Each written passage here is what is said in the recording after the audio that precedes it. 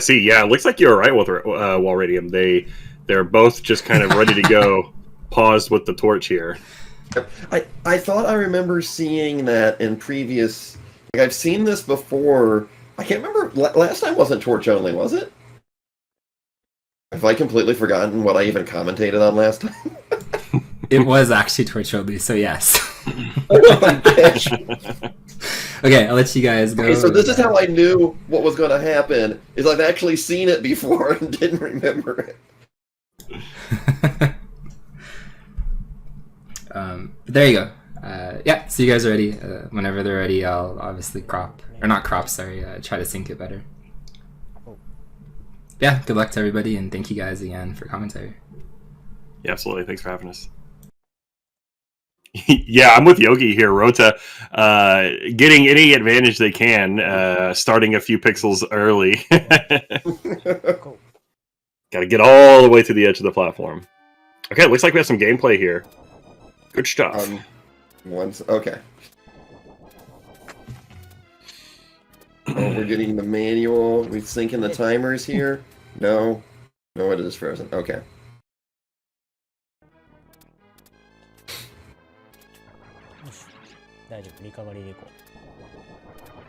Okay. I'm sorry, what's the player on the left's name? Now, did Rhoda say it was... I think they said it might be Minarin? Minarin? Someone who knows... Minarin? Arin? I think... We need help, chat. 3. So if anyone knows how to pronounce their name so that we aren't, like, completely stupid, please let us know. That being said, Rota does seem to be ahead. They have the green armor, which I believe would be an advantage. Yeah, it seems like it. Okay, looks like we're going to get a resuit here for Minarin. Okay, cool. Minarin. Okay. Thank you, Darth. I appreciate it. Okay. It looks like they were kind of struggling getting the sync up. I bet they're running off VLC. I think VLC is kind of just picks up the stream where it left off. I've started using a program called... What is it called? Shoot. Oh, Streamlink Twitch GUI. It's pretty good for... Like, it's good for the sync there. I was using VLC before, and I was having that problem with not being able to perfectly sync people up. We're at the first boss here, Minarin. Pretty quick boss fight. Meanwhile, Rota is starting the second level, the ghost ship level. Yeah, I believe Rota, just looking at when they are entering the second level, is somewhere in like the 8 to 10 seconds ahead currently. Okay. Probably due to having the green armor early. I think Minarin had to kind of grab the green armor because they lost it early on, and I think that might have cost them the time. I think you're right. The way speedrunners kind of use the double jump, it kind of gives me some anxiety sometimes, because sometimes like it looks like they're totally just gonna whiff the jump and fall into a pit, and then but you forgot about second jump, you know? Yeah, I mean, I'm even looking at it with the second jump, like, man, if I ever tried that, I'd just die immediately. I'd fall off all the time.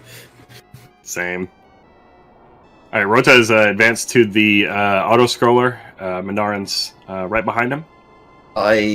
This section right here is... Playing it casually is horrible, just because if you die, you lose like 2 or 3 minutes of your time. Oof. You have to start the whole auto-scroller section over. There is no checkpoint during this. Okay, there we go. Got the gold armor on Rota's side here. Minarin avoiding the bow and arrow item. Ooh! Rota lost the armor. Was that on... I don't know. Minarin did too. Okay, nope. That is on purpose, because they are going straight through the middle thing there. So I think that is a manip for, like, damage and vulnerability. It must be if they, like, pause, unpause at the same time. There's another trick that is done, I don't remember from this stage, but they do the same trick a couple levels from here, by jumping into the fire, so that they're then basically invincible for the rest of the stage. Oh, interesting. How are they able to just walk through these spiky coral pieces here? That's like that. That's so weird. Is this like a This is a glitch? Okay. This is a glitch. It looks like Rota got it, but the fact that Minarin is jumping over it, Minarin not get the glitch successfully. Interesting. Okay. Very cool.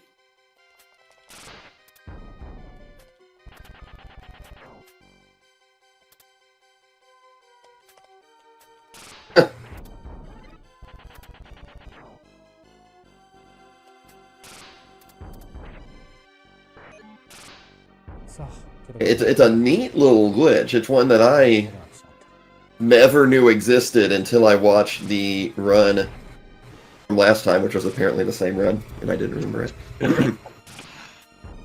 Alright, Minarin being careful here. Not wanting to take the jump over until that fish comes and spawns.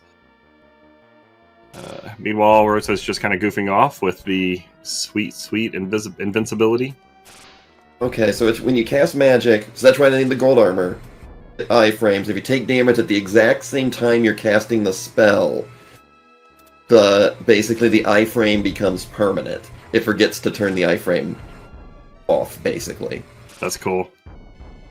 I love glitches like that.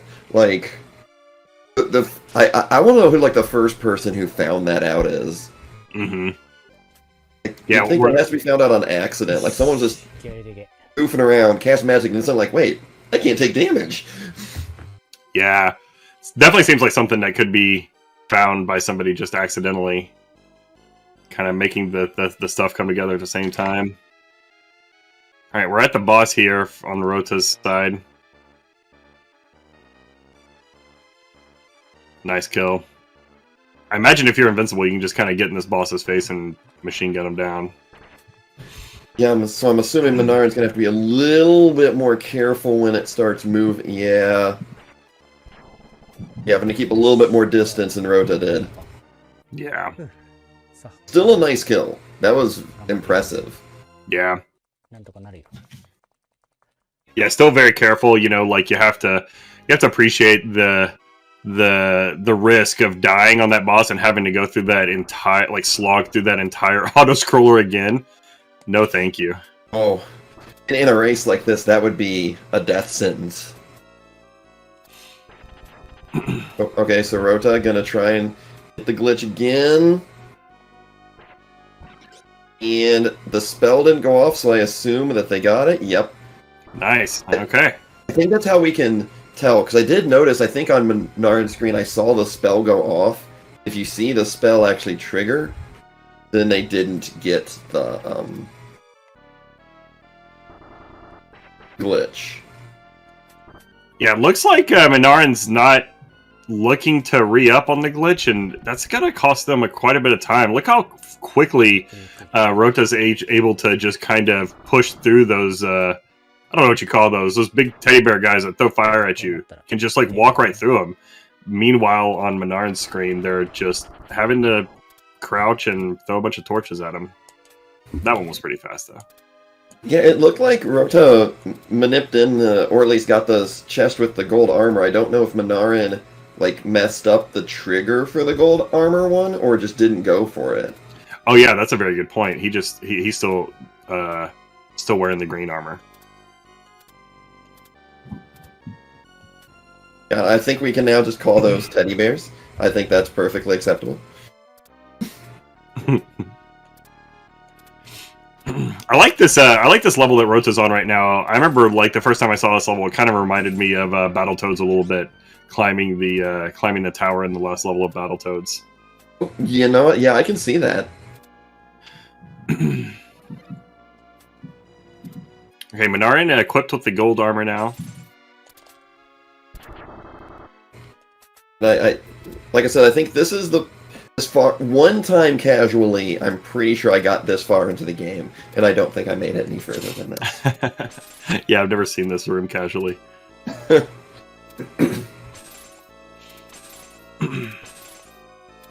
It's so funny. Like I've been on a couple of things before where like I have to play games just kind of like casually, you know, and people are like, "Oh, you're great at video games. You'll do fine." And it's like I'm not actually good at video games. I'm just good at playing the same video game enough to get good at it. You know, like there's a difference. I feel like some people are just kind of able to pick up a video game and figure out what they're supposed to do and do well with it. But like games like this, they just feel impossible to me. Even the NES one as well. The NES Ghosts and Goblins game just feels impossible. I can't make any progress in that game. Yeah, no, I'm the same way. The movement is very stiff, and it's so punishing to make any sort of mistake. Yeah.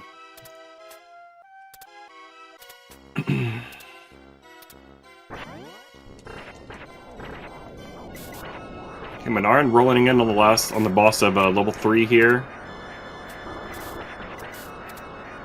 I feel like bosses that look like this were like such a mood for like the SNES Genesis era. Oh yeah, this here is like, hey, can we make a boss that's kind of with the Mode 7 thing? If we can, we should do that. Yeah. Yeah, it definitely looks good. Okay, we're to use the magic here and not having the invincibility. I'm going to go ahead and say that Minarin is well over a minute behind right now. Okay, Rota got the gold armor again. We'll see if they exploit the invincibility glitch again.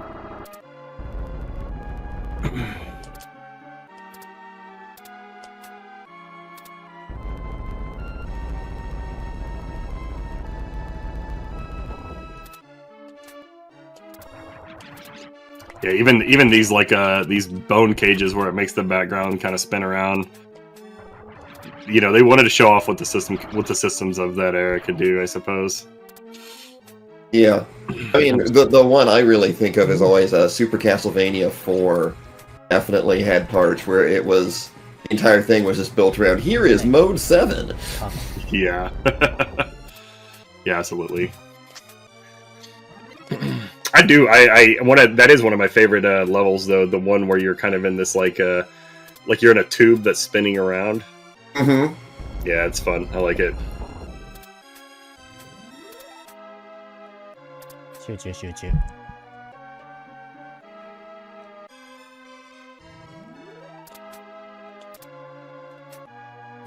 Rota is like a full section ahead here because he was finishing this platform section as Minarin was entering it.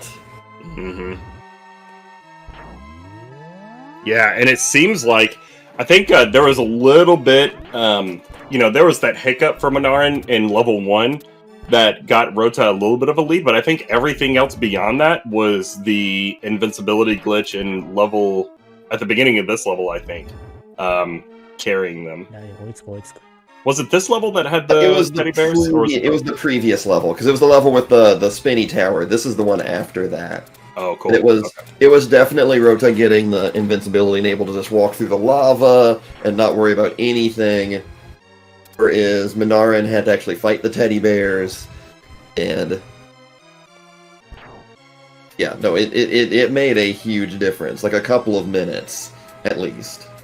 And there he is again, exploiting the glitch one more time in this frost level.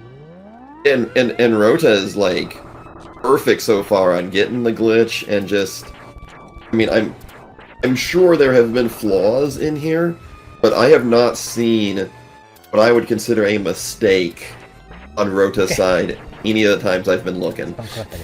Yeah. Yep, same. I'm sure if you and I were like, if we played this game ourselves, we could probably pick it apart and nitpick it a little bit, but from a casual kind of bystander perspective, it seems like super clean.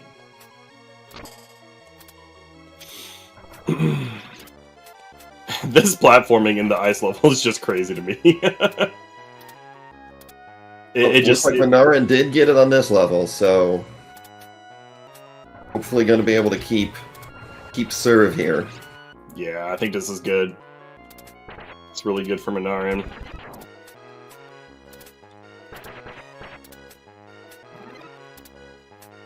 And Rota appeared to be doing so well that they broke their stream. I'm only seeing buffering on that side. Same. It's kind of interesting that Minarin is killing these ice things, and I don't think Rota did. I wonder if that's like lag reduction or... I would assume when you have the invincibility that any of the enemy killing is for lag reduction. Because I know that this game, you get a little bit on it and on the screen, and oh, completely killed it. Wow.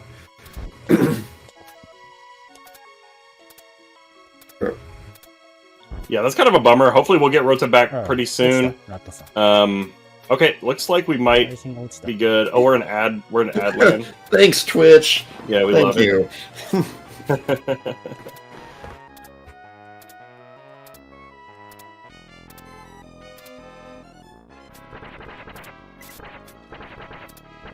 I like to see the regional ads for other people.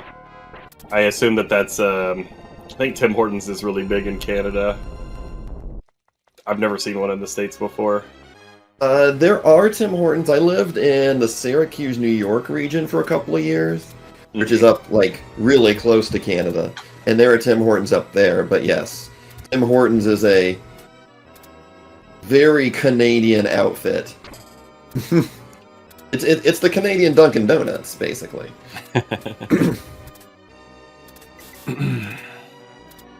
Yeah, my wife's from Boston, so we love Dunkin' in our house. Okay, it looks like Rota is on. I think this is this the last boss of the first loop or not? I think so. Well, there might be one. No, there might be one more. I think there's one more. Okay, There's cool. one more level on the first loop.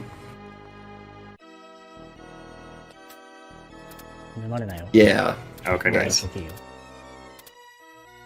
Oh, did Minarin die? I was so focused on Rota and whether they had another level. They have the.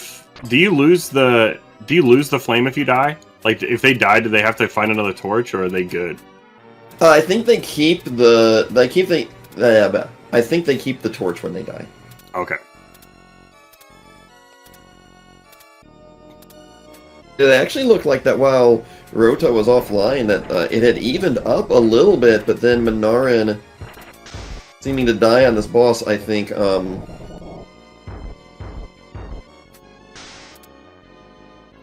it has gotten Rota their lead back.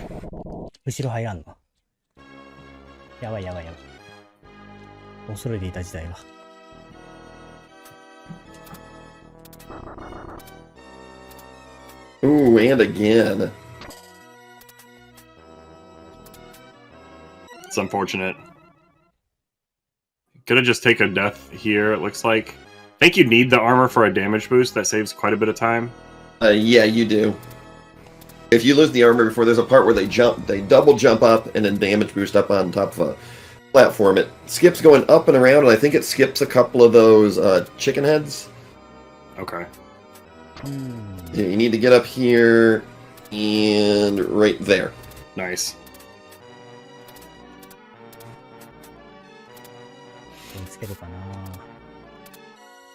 Okay, Minarin going to be rolling into this boss again pretty soon. Okay, so it's the same boss for the next level. I think that's why I got confused.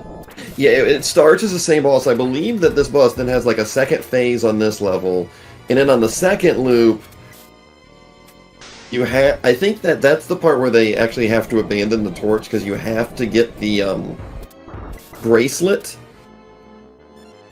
Okay. To get the final special boss at the end of loop 2. Okay. And that boss is like basically a room, right? Yeah, like full room size boss, yeah. Okay.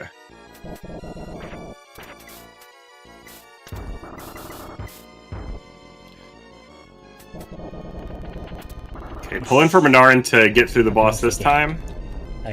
There we go, nice, very nice. Minarin's definitely behind, but might be fine because we have a whole nother loop after this. Yeah, all it takes is Rota dying a couple times at inopportune spots, and Manarin could catch right back up. This little cutscene here started, I think, around 19 minutes on Rota's screen, so I'll try and remember that to give a gauge of how far ahead Rota actually is.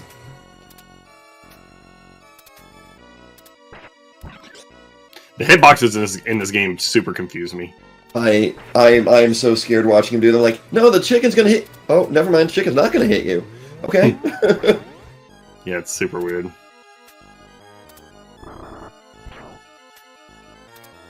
I can't tell if Manarin was going for the glitch there or not.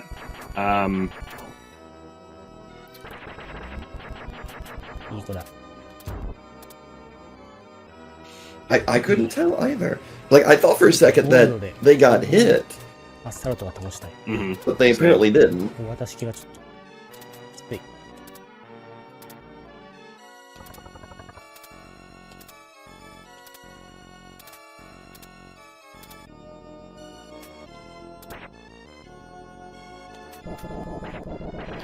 I wonder, do you happen to know if that glitch to become invincible is relatively new?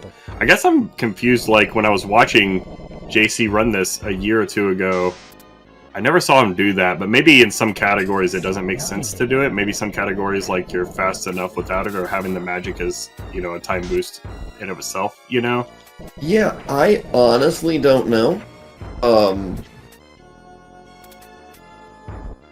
Yeah, I don't know if it's a new one. It very well could be. I'm always amazed how games have been around and being speedrun for years and decades, and people still find new stuff. The glitch is actually slower. Okay. Okay, so it's being used more as a race strat for safety, because obviously mistakes in this game cost you whole minutes in what is a hour estimate run. Yeah, I think you're right about that. I think it's seems like a strat you do to just kind of make the race safer. Oh, that's cool. I like that. It's like because we saw how much slower Manarin took that one stage where Rota got the glitch. And they didn't, and it's like there's a whole minute difference because of having to take it slower. Now, if they were doing a full speed run, I don't think Manarin would have done it as slowly, because they would have been taking risks, knowing they could just reset if they messed up. Yeah. Okay, so Manarin finishing the first loop there, looks like he's about 3 minutes behind Rota based on your 19-minute call-out earlier. Approximately, yeah. About 3 minutes back, so... But, you know, if Rota takes an unfortunate death in the auto-scroller, it could be... I think someone from chat said that was about 3 or 3.5 minutes. So there's a chance, you know, something devastating can happen. No commentators curse, but... Yeah, no, if you die to the boss that auto-scroller, I think it would be... If not even it up, it would almost even things back up.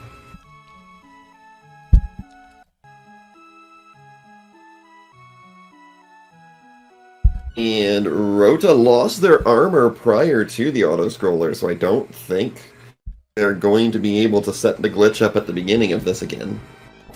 That's interesting. Alright, Manarin's starting loop 2 over here. I never understood why the ground is moving around in the first level. I have absolutely no idea. It always confused the heck out of me, because I could for some reason never memorize exactly when it would or wouldn't do that. Mm-hmm. I'd be like jumping, then the ground would move, then I'd get hit.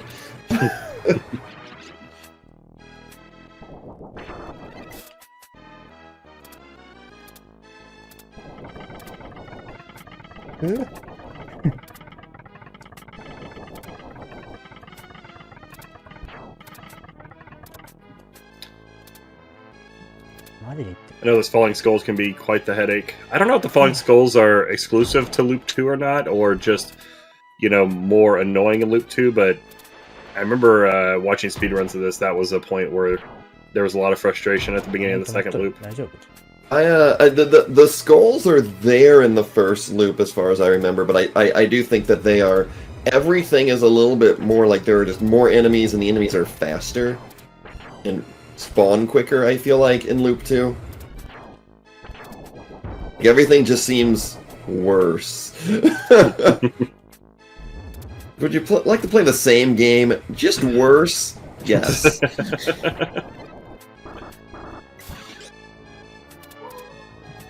画面止まっとる Oh, my noise barking. I'm gonna mute my mic for a second. 止まって Naran coming back upon the first boss here in loop 2. Oh, lost their green armor at the last second there to Super Battle Chicken. And Rota is a baby. That is unfortunate. Okay. Not end up being a massive issue, as they were able to not run into an enemy while a baby.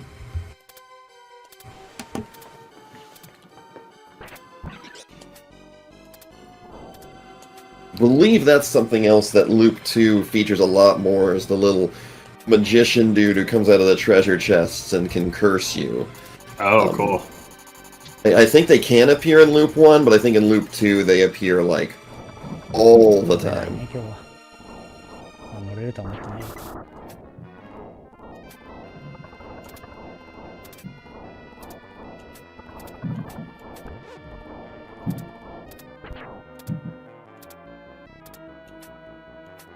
When I watch these two play, there's just so much happening in the physics of this game that my intuition just does not, like, it just doesn't reconcile with my intuition at all. So I'm like, that was weird. You know, it looks super risky, but I'm sure it was fine, you know, sort of thing. But I was like, yeah, it's like they do a jump, like, all right, they're gonna double. Why didn't they double jump? Oh, they're double jumping down there.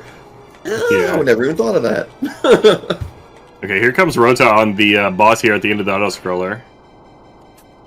And here, because here's where, as you see, Minarin is in the auto-scroller. So if Rota were to die here, they would suddenly be behind, despite having that 3-minute lead.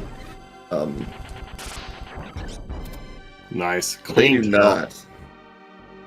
Now we're going to see Minarin try to set up the glitch. Show glitch. Oh. Doesn't look like they're not charging their magic up, so I think they're gonna try and maybe keep the gold armor and have that for the beginning of the next stage and do the glitch there. So how does the armor work between stages? Do you keep what you have unless you have nothing that it gives you a silver? 念には念を入れてね I believe so. I believe you keep it between... I could be wrong. I think, though, that, yeah, if you have above silver, you do keep your armor. Nice, Rota getting the glitch again. We saw how much time they were able to save with this glitch いつも通りいつも通り last run in this level. Yeah, because that was at least a minute. I think a super valid strat right now for Minarin is to just keep the gold armor through the auto scroller, and because I feel like the only time save with the gold armor and the auto scroller really is on the boss, and then maybe try to exploit the invincibility glitch at the beginning of the third level. Yeah, and I think I assume that's what the thought process is there.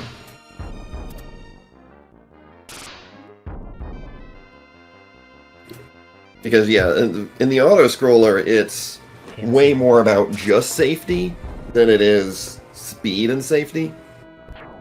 Mm-hmm.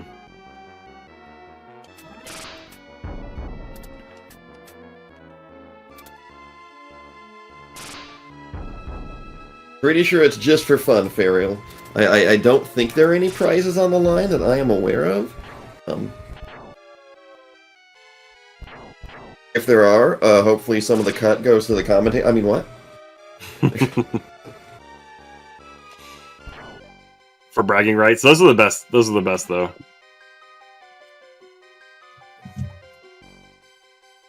Oh, I would take some Skittles. I like Skittles. I'm trying to remember who won this one last time. I know I commentated it. I should probably have been able to tell everybody, but I didn't remember it was torch only, so I obviously only have vague memories. I want to say Rota won last time as well, but I could be completely wrong.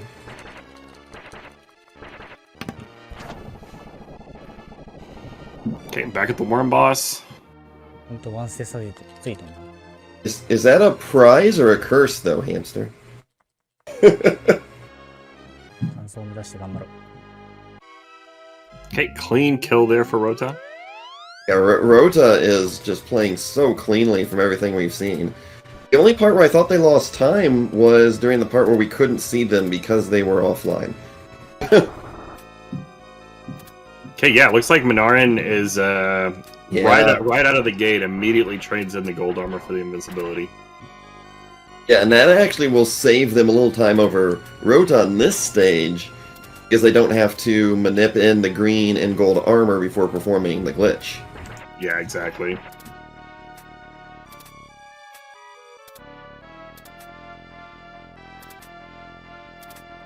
So Dave, are we gonna have like a history of these with winners, losers, all logged? If not, I think you should do that. これ落ちるね。 Oh, Rota. Yeah, no, I think I just saw the same thing. Rota taking the death there. I had a cup on my desk from a milkshake I picked up before the stream, and I flailed my arms and knocked a cup off my desk.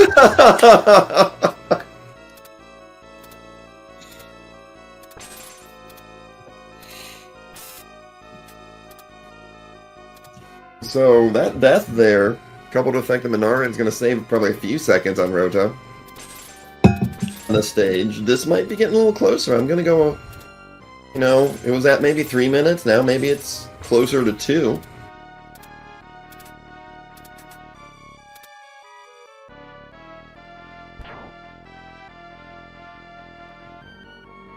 Okay, Rota, Oof.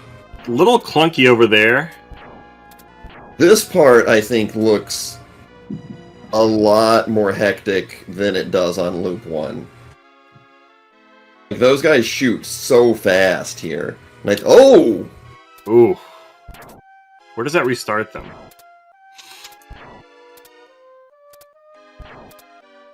Yeah, they have some ground to make up now. Yeah, So pretty there's far back. There's a real opportunity here for Minarin to pick up some time if they're able to get through the section that's giving Rota so much trouble right now unscathed. Not that far behind now, starting the worm boss. Yeah, I think this is down to Rota maybe only having a minute lead now. Clean kill on the worm.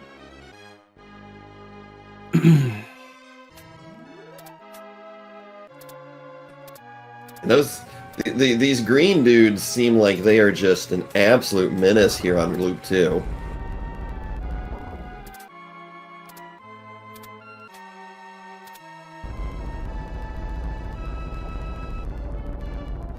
I don't think there's currently a Mystic Quest race, Furiel, but you could always submit one. If you find someone to race Mystic Quest with, submit one for next time. What does the green armor provide you beyond what the silver armor does? No? I don't know. Swag points because it looks kind of cooler? It does look cool. Okay, Minarin able to make it through the screen that gave Rota some headaches pretty easily. Of course, there's more potential to take a death here, but so far so good. Taking advantage, or able to kind of leverage this this advantage that they were given. Shit.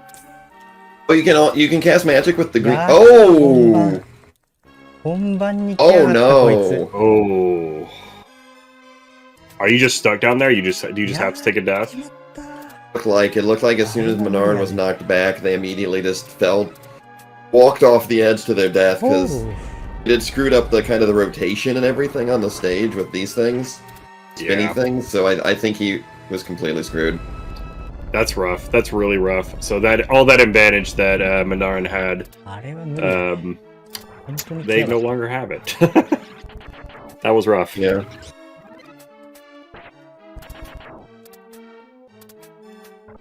I forgot you can cast magic with just the green armor. I forgot about that. I know you can with the gold because that's the whole part of the gold. Oh, you can cast magic with the green. Interesting. See, I thought that stuff that's that in the HUD, like on both sides of the weapon, I thought that was like the magic bar or the meter. Maybe it's just different. Okay, Minarin patiently waiting for the first volley of fireballs to get shot out. Okay, Bubbledon says green armor updates the weapon attack, gold makes magic. Oh, I see. So your weapon is better with the green 本番来やがったこ armor. いつマジ許さん Okay. ほんと許さん今の That is so rough that Minarin was at the end of that screen when they took the death last time. Yeah, I mean, I think that was like literally the last thing that could get them, got them. Yeah, And the that lack feels of bad. checkpoints on parts of these is pretty brutal. I think that's part of what makes the game so せ brutal っかく追いついとったのに is how much ground you lose when you あった die. ぞ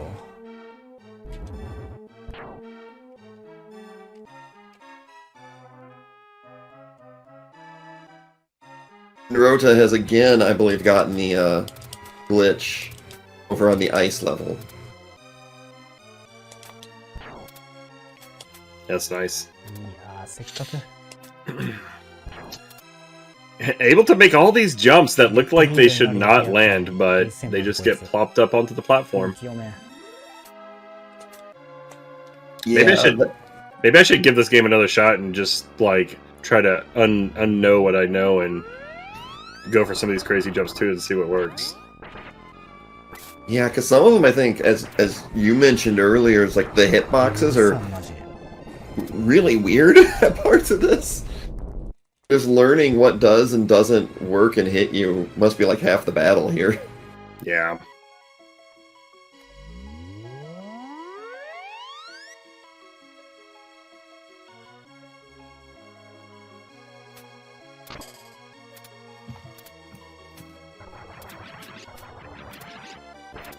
I don't know if Minarin got the glitch there. Looks like it. Looks like it, yeah. I feel like when Rota has the glitch, they kind of look phased out or something, but maybe that's like a frame. Maybe Minarin's running at 30 FPS or something, so we're not able to see the flicker, perhaps. Could be. いやー辛いわ Oh, I know. I love the music in the stage. Even if I'm not listening to it right now. 本当に Yeah, y'all people hearing music, whereas I'm here to do commentary. I don't want the extraneous noise. Plus the fact that I'd be hearing Mayan next voice as right after we say something. That can get distracting. I think the Chippendale race, they're going to stream it into Discord, so we'll be able to hear those sweet tunes. Oh, That'll be nice. That'll be great. I love the music in Chippendale. I do too. One of my favorite things to do on emulator is there's one track. Oh, which stage is it? There's one track where if you play it at like 50% speed, it sounds just like some like lounge jazz music, and it's really neat. 確実に倒していってね昨日 That's funny. 俺は勝てんわ I'm trying to guess which one I think that might be. 俺あそこ沼る可能性あるもん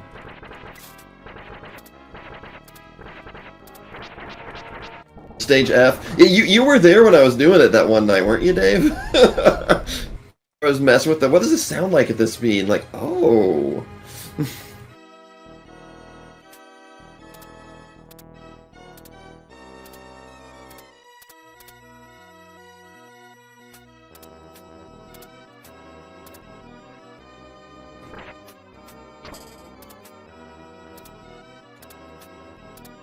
...1920 Prohibition era jazz, exactly. Exactly what you expect out of Chippendale, right?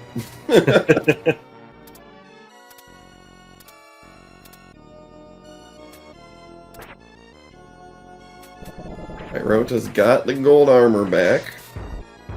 Now here is where I believe they have to, just because you can't do it with the torch. Oh. Minaran taking a minute of death on that guy. 入った指に。 That has been a major struggle for Minaran on both loops, because I think they died there at least twice in loop 1. ここ本当に I think you're right.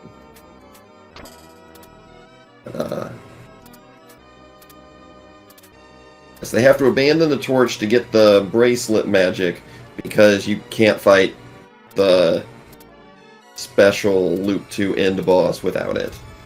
I see. It's been really cool to watch them play through this game with... I feel like everybody I watch, they'll like use the lance or some other weapon that's like strong. It's fun to watch the torch only strats. Yeah, because no やば one いやばいやばいやばい。 would 指が動かん。 willing. Oh, これは。 another death from Minaran there. No one would willingly use the torch. I mean, it is really bad. されるで最後。 Okay, Minaran taking a game over there.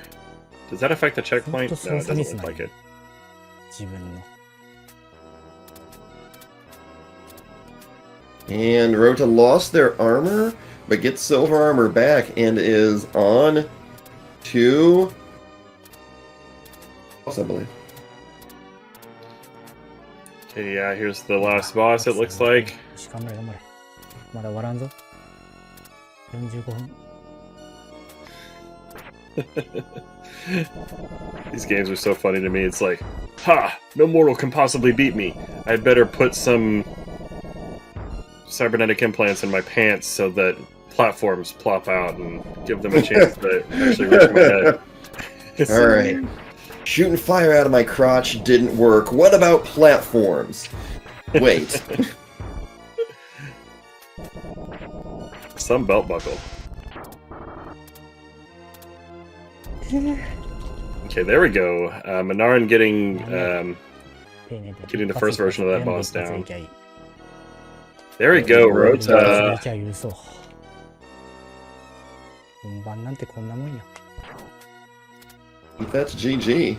Is that GG? I think that's GG. GG, well played. I don't know when the timer actually stops on it. Oh, right there, 41-49. Get your GGs out for Rota. GG か。 Yeah, well played. 終わったか。あとさ。 Pretty clean run.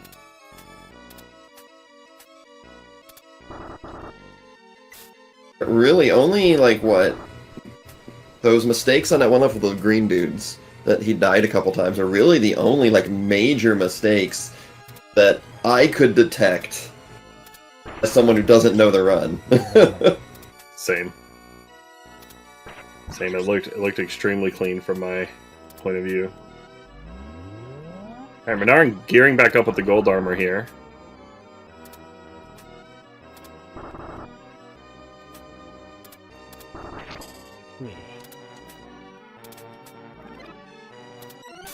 Ooh. うっそ。 Losing the gold armor, and I think, yeah. Ooh. You have to take a death, or I think you have to have the gold armor or the たのに。 bracelet to show up. I'm Oh, I see. about 100% on that, but I think that's how it works. So as soon as he lost the gold armor, it was over for that attempt. How are casual people supposed to figure this stuff out? I have no idea. This is still in the era of games where it's like, I couldn't have figured that out without like a game facts guide. Yeah, Figuring out what to do in Simon's Quest. exactly.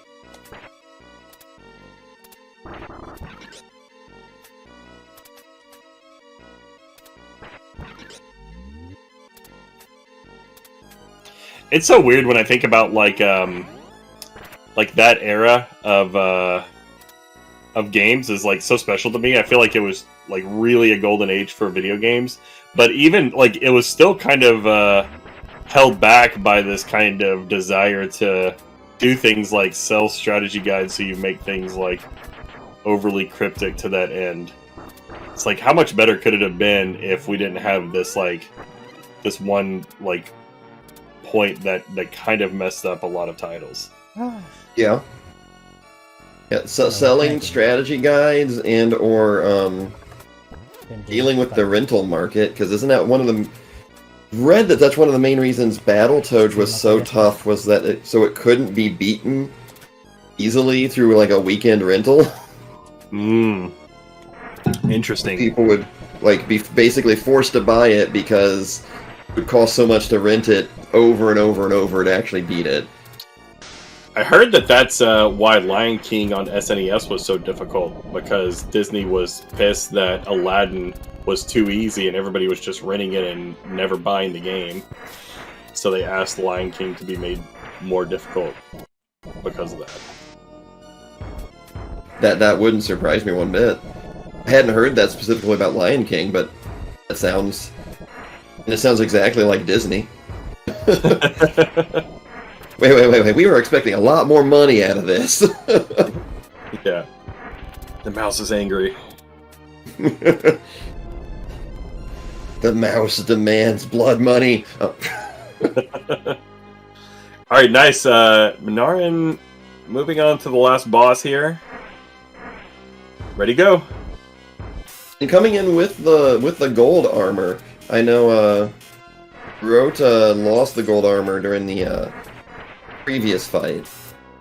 I don't know if that gives an advantage as far as like how quickly Minarin can attack. Never mind. Well, it was interesting to think about for 2 or 3 seconds. And like one cycle in that maybe he was attacking faster. And nice, that fight did seem to go. I think he got in a cycle sooner than Rota did. It seemed faster, yeah. Nice, GG Minarin. Get your GGs out for Minarin and Rota. What a cool race. It's really fun. And if I ever commentate this again, maybe I will remember that I've seen the Torch only run. 46:21. Still a tremendous time. I mean, what the estimate on the race is an hour. It shows you how much can go wrong. Mm-hmm. If y'all are out ready, still watching the demo on Zaelyn. Okay. Here we go. So, 3, 2, 1, go. Nice. Good luck to our runners. We have Junkyard Dave playing Chip here and Zaelyn playing Dale. What do you think about these character selections?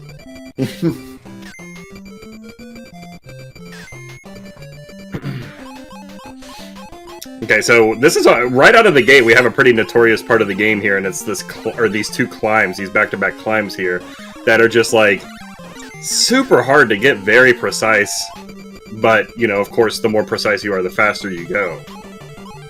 Yeah, it's really easy, I've found, to have like either eaten inputs where you don't jump, or just jumped a little too high or something, because it's not a full jump on each of them. So, I've seen a number of resets just on that part alone in a normal speedrun.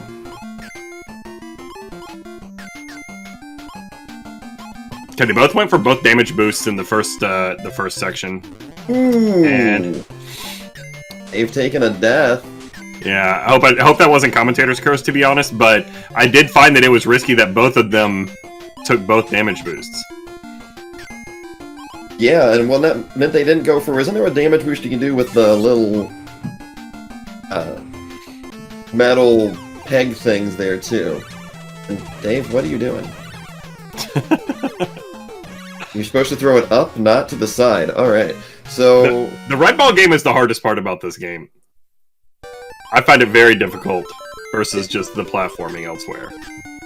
It can be pretty difficult. I found some of the platforming to be difficult, but the red ball, like the timing on it is a little...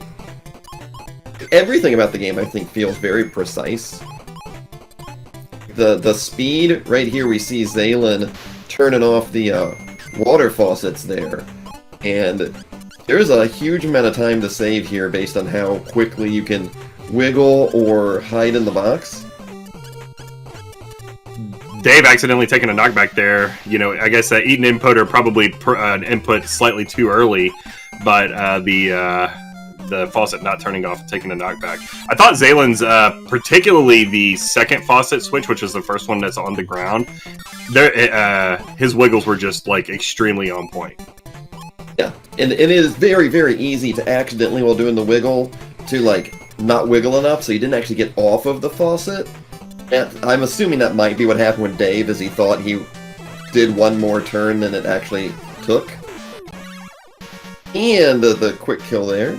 Yeah, very nice kill for Dave. I actually missed Zaelyn's kill, so I don't know how that went, but they ended on about the same side of the screen, so. And one thing I don't think we've mentioned is that both of them, prior to starting the game, do the demo once and then start the game from there. This is a manip that was found where the boss RNG is now fixed, so you will always know exactly what each boss is going to do each time. I believe it's actually not the most optimal RNG for each boss. It is used by almost every speedrunner because the non-optimal and or just not knowing what the boss pattern will be is a lot more detrimental than getting those quote-unquote perfect patterns. I have a desire to see like a statistical breakdown of what, like how many, because in theory you could just reset through it, right? Like you could, if you have infinite time, you could just grind it out until you get naturally all the patterns of the best, right? So what's the breakdown? You know, like I know the MTPO speedrunning community is really into the stats because, you know, it's a much shorter, like a 2-minute fight is much different than a 10-minute game, but the, you know, just kind of like, I want to know, like, how many attempts are we talking before I even see the right set of patterns, much less actually play them well. You know what I mean? And I don't know how much time would be saved. Oh, got the Yoka boost there. Wow. That was nice. Very clean. I've never paid enough attention there to see that that trick where basically ignored the collision by throwing the box.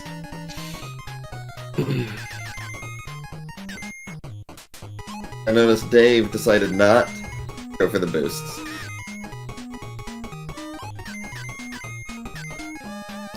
Yeah, what are you thinking if you're Dave here? Because you've taken a death. It seems like you do go for the Yoka boost because you need to make up time, right? You would think, but maybe he's just going for safety and hoping that maybe Zaelyn's made a mistake.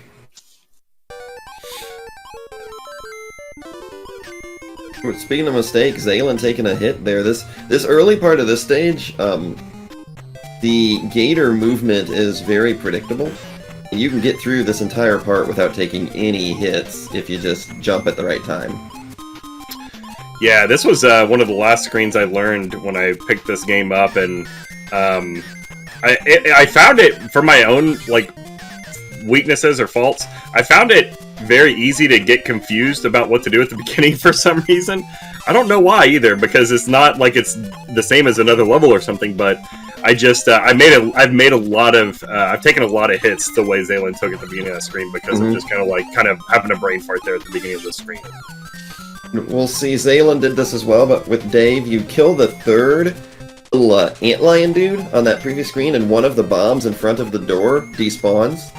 I still don't know if anyone knows exactly why that particular antlion is connected with that one bomb not appearing, but it works like 100% of the time, so... Yeah, that's very weird. Games like that really like... before I played Chip and Dale this year, I was playing a little bit of Metroid, and Metroid has like really like interconnected RNG in a lot of different places in the game, and it's kind of like I'm left feeling the same way. Like, why does this work this way? You know, nothing else in the game works this way, or you know, it's just very confusing. Why, if you kill that one ant, then the bomb doesn't appear, and you're able to get through it slightly faster. That's just weird. Yeah, and I feel like a lot of NES games are like that because they had limited space, so I'm sure there's some weird coding going on. Wow, Zaelyn took a death, though. That time was looking so good, too, until then. That was an amazing... He was doing the quick climb, which involves 2 damage boosts, at the end there and then just took that extra hit. Dave doing a slightly slower but safer climb. Very cleanly, though. No, Zaelyn decided not to go for the quick climb again that time. Yeah, Zaelyn going for some pretty safe strats to the climb this time around. I think this level is the easiest level to learn, in my opinion. It's pretty straightforward for the most part. It's pretty straightforward. For some reason, you said you struggled with the like that gator section at the beginning of the previous stage. That stage for me is for some reason the one that seemed to come together all right for me.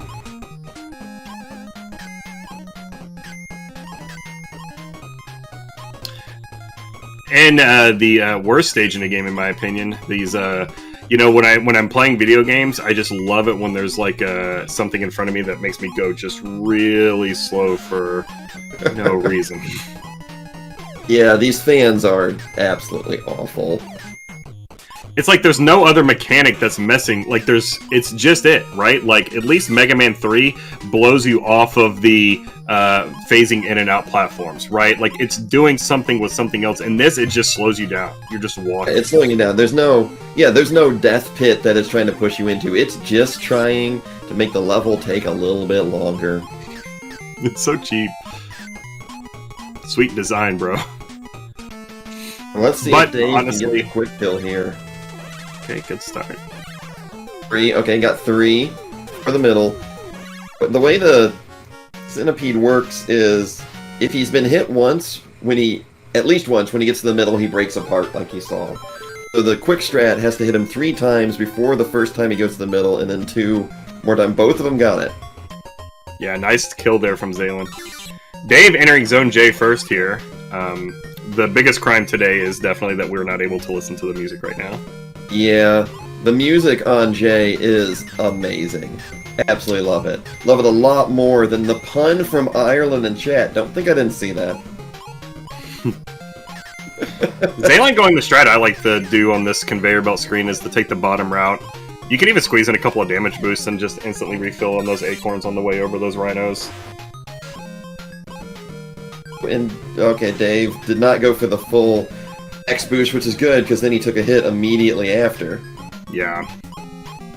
Dave could have just sleepily go behind the crocodiles here. I think with one heart he's going with the safe strats at that part. Yeah.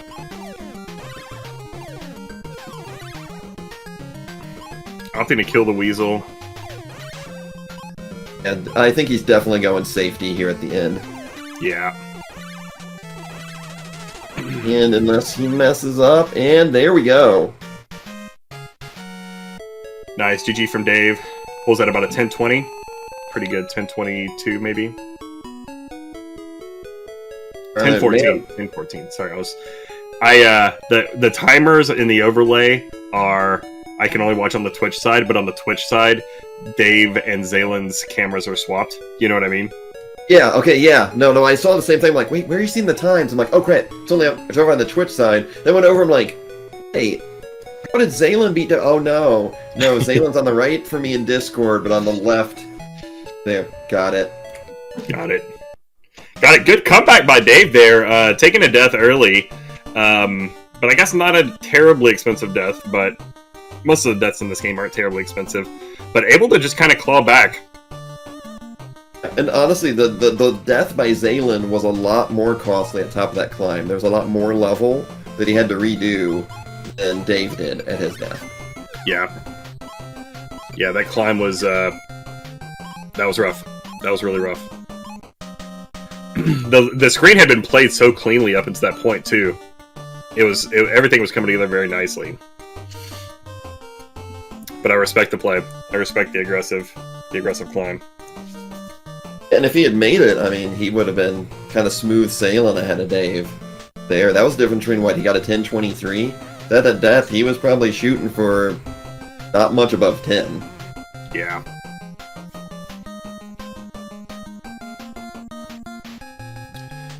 All right, nice. Looks like they're ready again. Do you want to count us down again? Can do. Are they both ready? I see Dave sitting on... Okay, there we go. Both of them on the character select there, so... Alrighty, then 3, 2, 1, and go! Yeah, the Chippendale races, they are best of 3.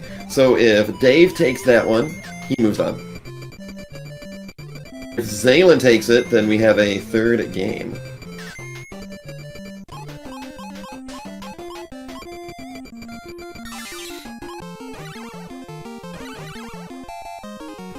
And super clean climb by both of them here at the beginning.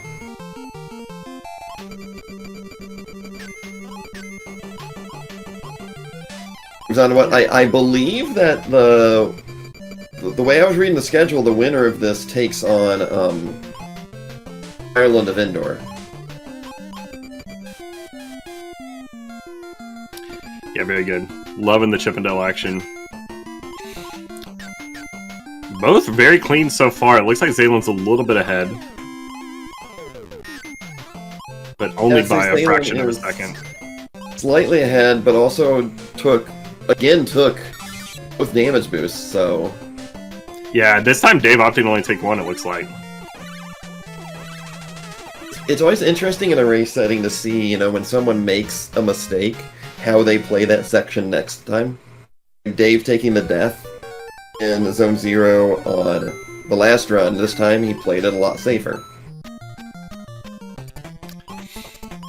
I think just something that generally happens in speedrunning is something will get in your head a little bit. So any kind of knowing yourself and knowing how you can kind of mitigate that, something that that's normally trivial for you, suddenly you miss it 2 or 3 times in a row and you're starting to feel real bad about it. You start reevaluating yourself, your play style in a certain area. So maybe just kind of quickly changing it up and saying, okay, let's just give up the third of a second and take it safe. Seems good to me. In a race section, I would always say going with the slightly safer, unless it's a time difference is enormous for what you would save. If it's just a fraction of a second, I know it's a short run, but generally not worth it if missing it means you lose 20. Okay, quick kill from Zaelyn there. And from Dave. Yeah, very nice. So really, I think Zaelyn is only ahead as much as the damage boost in Zone 0 was. It's very marginal. Maybe a little bit more than that, but... Yeah, I think there might have been a little bit of time, as Dating TV points out. Zaelyn's faucet wiggles are very, very strong, and I think Dave took them a little slow because he took that hit from the faucet last time. So again, are we seeing something not going great the first time, putting some corrective action in place with what your plan is for the next race to kind of try to mitigate that? That's what I feel like I'm seeing, at least from Dave's side. Now, I'm not even saying he's doing it consciously. It could just be an unconscious thing that he's just playing it just ever so slightly safer at those parts where he messed up. Yeah.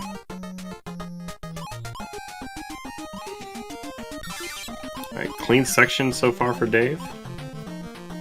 Also clean from Zaelyn. Yeah, this is a great race. Both of these players just performing pretty well. Oops, Zaelyn taking a hit there. Oh, wow. And Dave getting the quick kill. As a double KO goes to the player in this. Gave Dave an opportunity to catch up there a little bit. I have to say that the save by Zaelyn, jumping in between those little red pellets, that is a lot tougher than that looks. Those pellets are real easy to accidentally get hit by.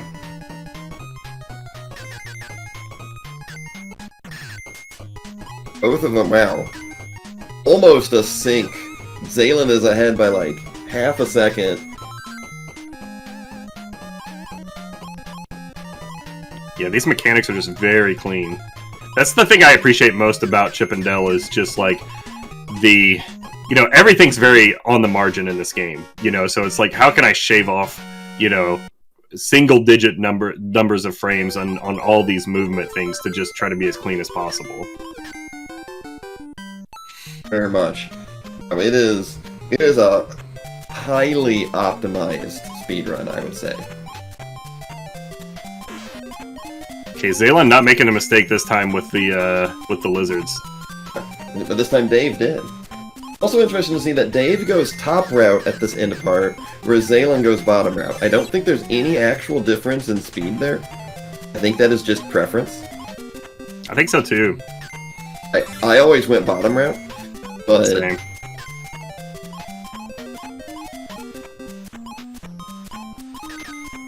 And kill the third. There's a bomb. Yeah, super clean there. Zaelyn's still maintaining a very marginal lead over Dave. We're talking like less than a single platform distance between them. Yeah, this is amazingly close, and they're both playing it so cleanly that it almost looks like you're watching the same thing, just on a slight delay on one side. If they weren't, using different Rescue Rangers, but... The slight delay changed which one it was. I don't know how that worked, but it does. I like how Zaelyn goes inside of the middle box and hides. It's kind of adorable.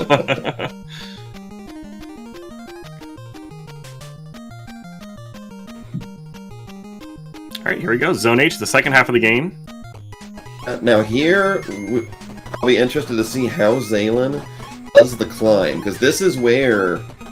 Oh, and he took a hit early there, so probably not going for a... Probably going to go for a safe climb. Yeah, pretty safe. Yeah. Still maintaining a narrow lead over Dave. Dave getting hung up, accidentally grabbing the bottom box there instead of the top box. And it's those kinds of things. And then the gifts of the team chip. But it's small mistakes like that that can be the difference in this short and optimized of a race. I think we got about a 3-second difference between Zaelyn and Dave at this point. I didn't think the box would have made that big of a difference, so Dave must have... I must have missed him make a little misstep in that second section as well. Yeah, same, because they were frames apart at the beginning of the level, I felt like. Yeah. Okay, super great level here. Walk forward for a little while. Yep. Gotta watch out, the fan will blow you into nothing.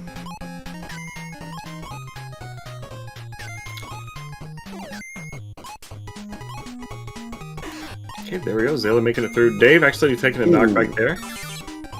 Yep, I think he was going for the damage boost, but didn't get turned around in time.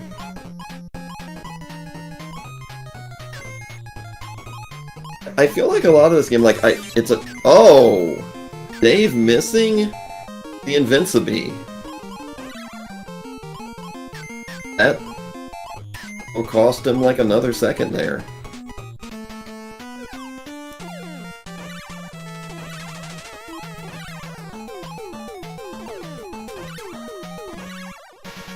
Right, its name's Zipper. I honestly could not remember Zipper's name. That's why I called him the Invincible. Dave making us some time in that fight there. I think Zaelyn's fight was... correct me if I'm wrong, it felt like it was a little longer than it needed to be. Yeah, I think it was. I didn't see... That is the one problem with a race like this, commentating it, is it's so close that I'm looking back and forth, and it's real easy to miss that one tiny thing. Made something slower.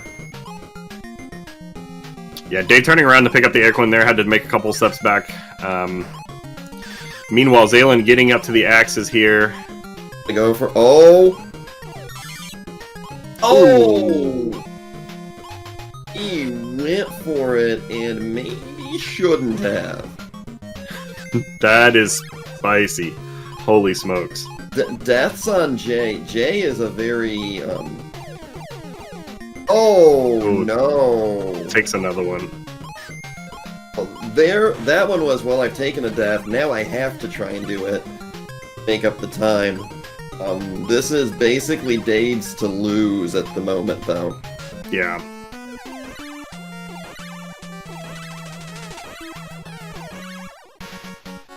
And Nice. get your GGs out.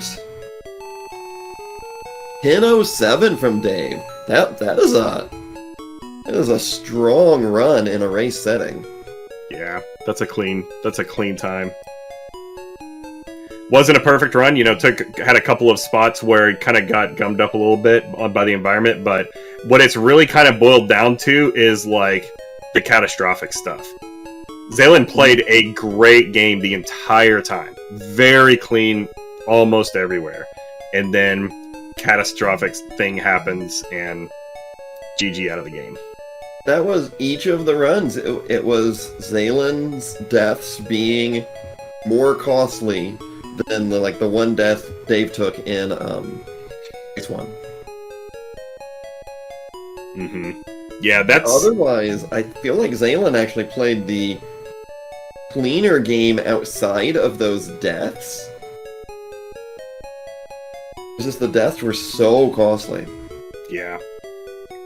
And that kind of like, you know, part of why Zaelyn was in the lead when the death happened is because the strats are aggressive, you know. We're going fast here.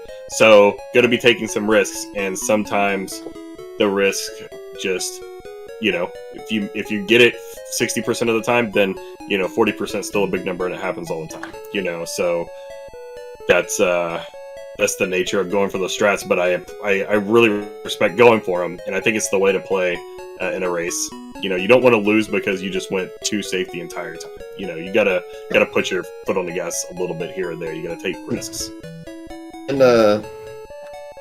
really, looking at the time, Zaelyn got a 10:40 while taking 2 deaths to the Axis and J. That's, I think, pretty impressive. I agree. And it looks like really Dave close is to giving my... Zaelyn the opportunity to play Ireland instead of him moving on. He's like, 2 wins, alright, that's good enough for me, you can play him. That's how we do it. We retire 100%.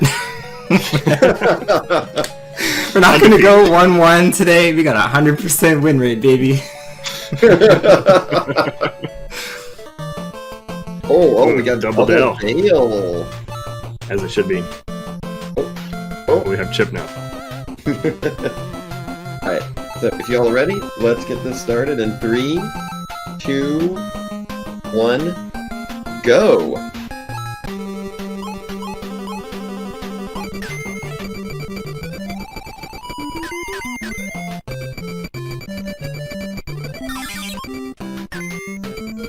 Okay, so we do have the double Dale.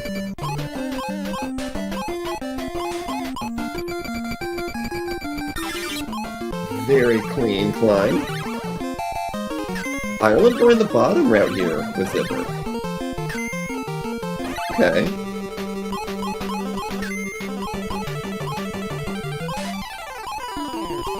Oh, game over incoming!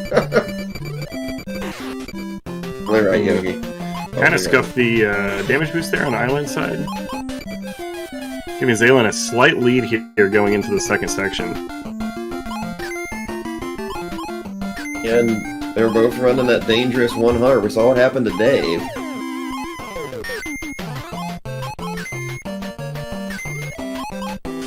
Okay, second section here was pretty clean for both.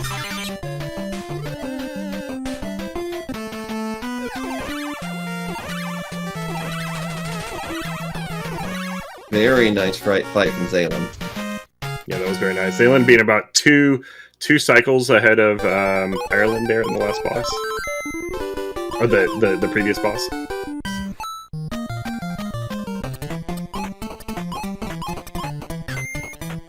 I'm loving that we can hear the soundtrack now. Yes, this is great. So, it's already superior to when Dave's the one running. Sorry, Dave, just had to get the dig in there.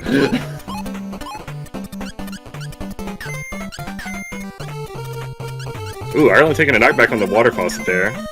Zaelyn is really, really good at that faucet section. Yeah, very clean. Consistently very clean.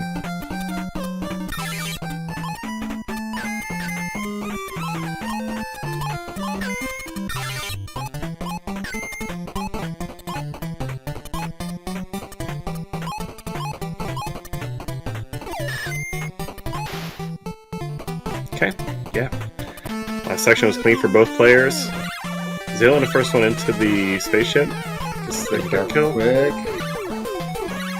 Oh. Ireland a little slower on it, but still pretty quick on the kill there. Yeah, just Nice a recovery.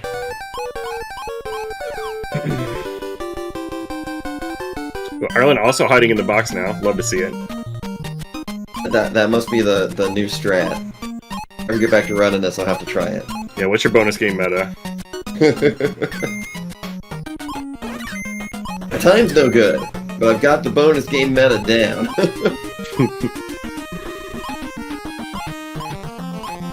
Nice. Ireland able to make it through the first section unscathed. Both of them seem to be doing pretty well so far this level. Zaelyn's still maintaining a lead, but it hasn't... I don't think it's grown any here.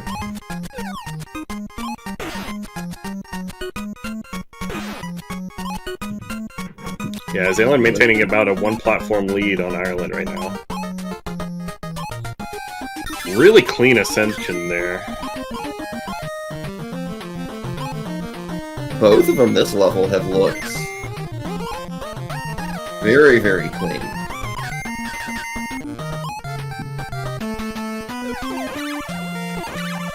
Okay, Zaelyn getting the double kill on the robot. Same with Ireland. Ireland as well. Yeah, this is razor thin right now. Okay, Zaelyn moving into the next zone, slightly ahead. Gets the Joker boosts. God, he is so good at those boosts. Meanwhile, Ireland scopes his, so he's going to be a little bit behind there.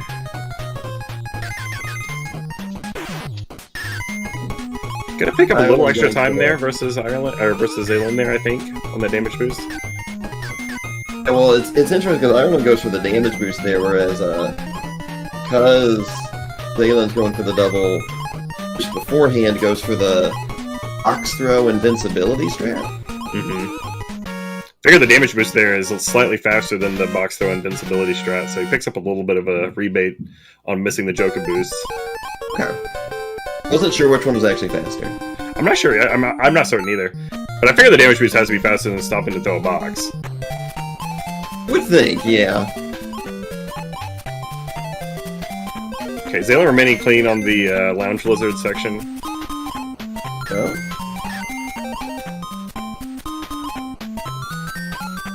Ireland also very, very clean. Yep. I would remind people that these are how both of the other races look. Zaelyn is very, very consistent on a lot of his strats, but had more catastrophic deaths, though. But it's still within the margin of one death from Zaelyn, would put Ireland in the lead.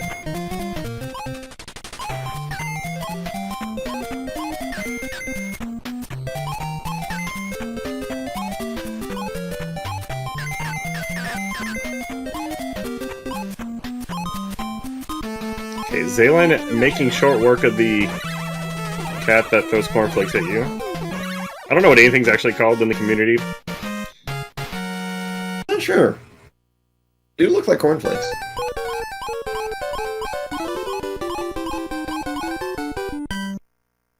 He's supposed to be throwing coins from the slot machine? Is that what he's supposed to be doing? They don't look like coins, though. They don't look like coins. But yeah, I think that's what it's supposed to be. Okay, Zaelyn entering H here. Let's see if they can. We saw Zaelyn practicing the climb in the break. So let's see if Zaelyn what he puts together here. I saw practice on the. Ooh, a little bit of a stutter there. Oh, takes a couple of early hits, so gonna have to go for a slow climb regardless. Here we go. Ireland goes, ooh! Very nice climb from Ireland. Yeah, that really helped close the gap there. That was really good for Ireland. Well, Zaelyn scuffing the box grab there. Now it's neck and neck. I feel like we're synced for the most part. I think Zaelyn is still ahead slightly, but like nothing like he was just a minute ago. Yeah, I think it's less than a second right now.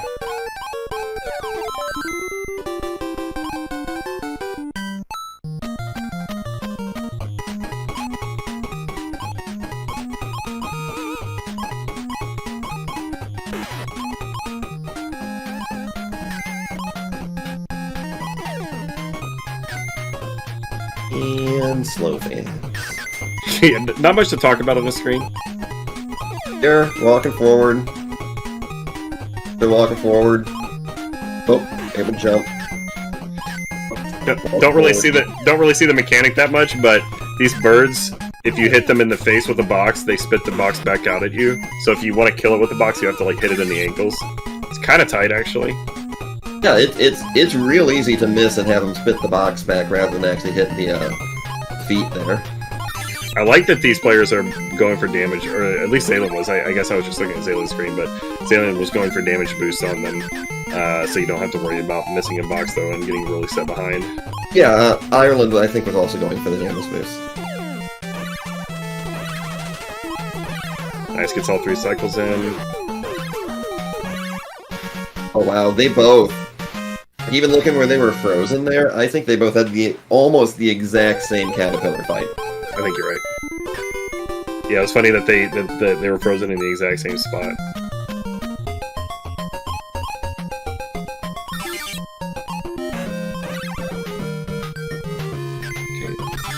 Okay, both players taking the bottom route.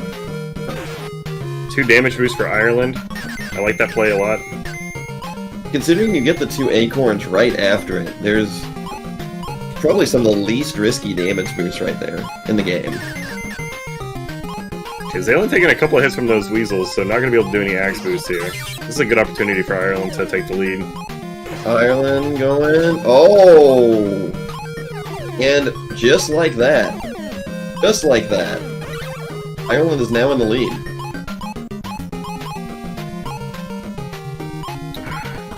Zaelyn kind of losing control there a little bit on those climbs.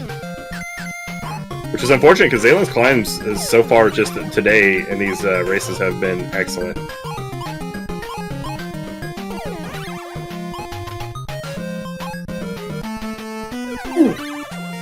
A little risky there from Ireland there. At the Yeah. I was like, that's not the normal strat I am used to seeing there. But Nice. Still got it. Ow. These are some...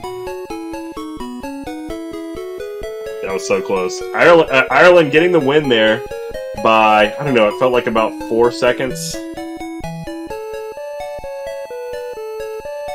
I don't know. It was close, though, yeah. That was really close. What's up with the timers, Dave? Okay, so the 10:03 that's on Zaelyn's side is actually Ireland's speed. Okay. Ireland got a 10:03 and Zaelyn a 10:07, which are both tremendous race times. Yeah, that was really good.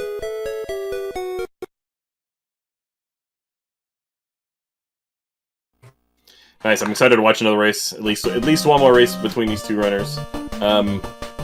Again, we saw, Zaelyn, didn't take a death this time, but was in the lead the entire race, and then at the end there was just like those hits from those I don't know what those are. They look like weasels. The guys with I the think they are guns. weasels. I think they are. Okay, nice. Yeah, just taking some hits there and losing all the momentum going into the axes.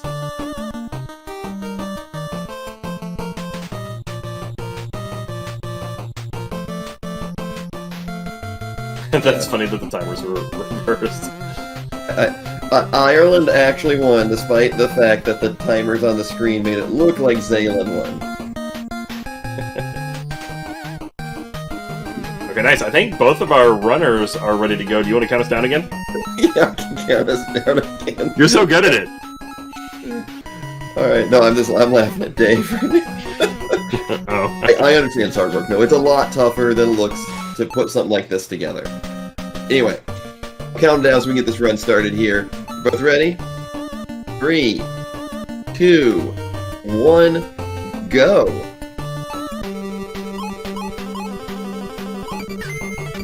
But no, I appreciate your work, Dave. I just like giving you shit.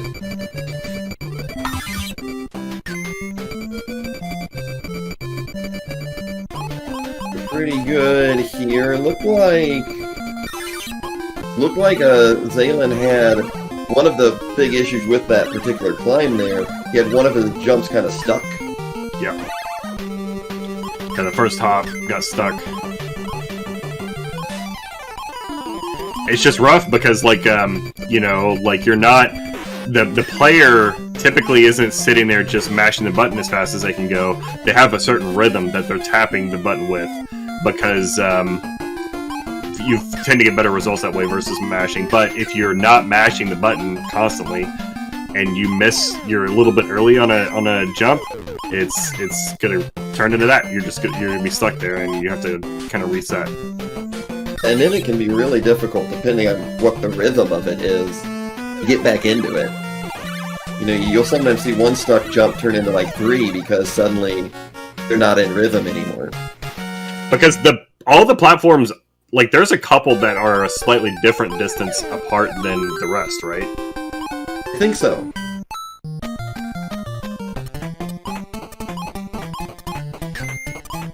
Okay, these guys completely synced at this point.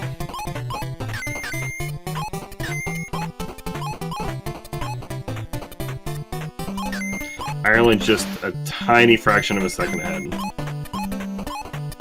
Okay, let's watch the faucets here.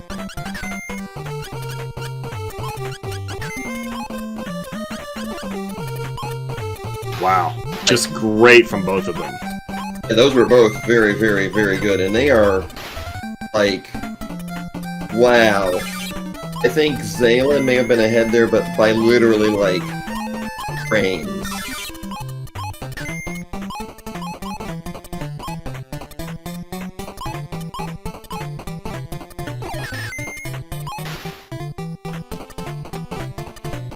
Yeah, like a quarter of a second, maybe. Yeah, oh! Things are not going well for Zaelyn in the spaceship fight here. Yeah. Oh, and he's got to be careful with just one heart. Okay, he pulled it out, but Ireland is now definitely in the lead.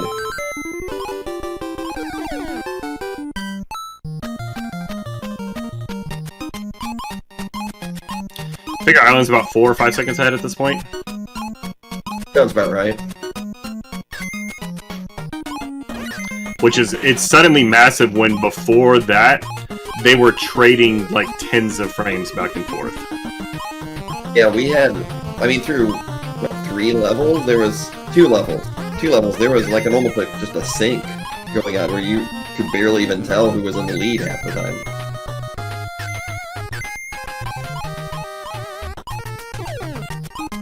Okay, really nice box release there from Ireland. Okay, good section. Yeah. And Zaelyn right behind him. Both of them, I haven't seen any of the runners say, oh, well, you know what, I shouldn't say anything, because Ireland then kind of, the wiggle with that box, I'm like, I haven't seen anyone mess up this, like, the actual stage part of this stage today. Yeah, Gabe's a little bit back there, but still maintaining a pretty commanding lead over Zaelyn at this point. Nice quick kill, and nice quick kill.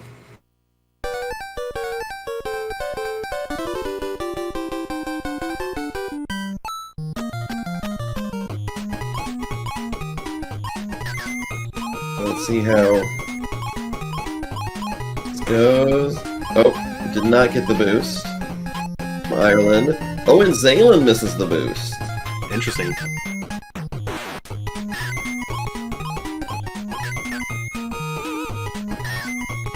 I'm gonna go ahead and say that you are indeed right about the damage boost. because Zaelyn did a damage boost there, having missed having the health to do so. Oh, I see what you mean. Also makes me wonder if the box throw invincibility trick works if you have more than one heart. That could be too. I don't know. We have questions. Chat, help. I honestly do not remember the box invincibility trick. I don't think I ever used that. I just take a damage boost there. I only do like the... Yeah, I'm so bad at the Joker boost that I normally am only doing one boost there.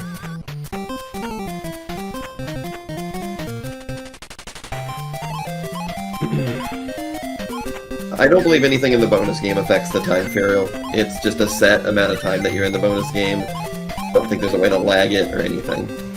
Okay, I like where Ireland grabbed the box and killed the fly there instead of taking the damage boost from the fly. I feel like that damage boost is kind of risky.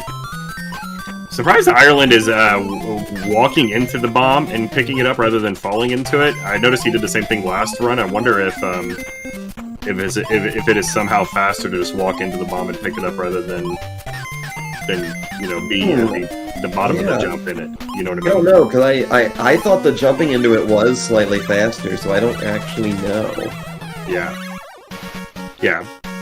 Ireland's time is like really good though, so I figure this is a very easy thing to save time on if it actually is faster. So I figure he probably knows about it. So there's probably a good reason for him to just walk into the bomb, but I don't know what it is.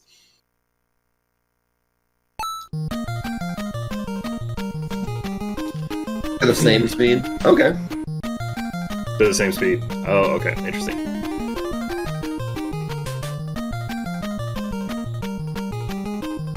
Got it. It's always tough because this game comes down, like you said earlier, kind of to those margins. So we're always looking at it like if someone does something different, like, oh, is that to save a frame there? Yeah, tell me about it. Okay. Hey, oh, very nice climb from Ireland. Zaelyn? A little bit of struggle. I feel like ever since that first climb that went so well, and then died at the very end, that Zaelyn's climb there has been a little less consistent. I see. Yeah. Yeah, also ran into the same problem with the boxes that Dave ran into, where, you fall into the boxes hoping to grab the top box. Ooh, takes the death in the absolute worst spot to take one. Holy smokes. Wow. That is actually a commanding lead now for Ireland. Yeah. That death is rough. The very end of the level. Brutal.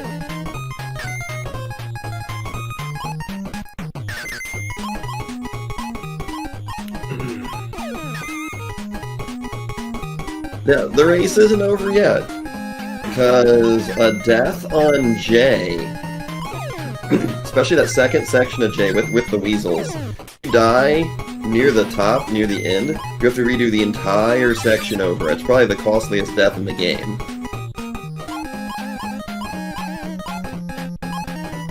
Just because of how long the section is.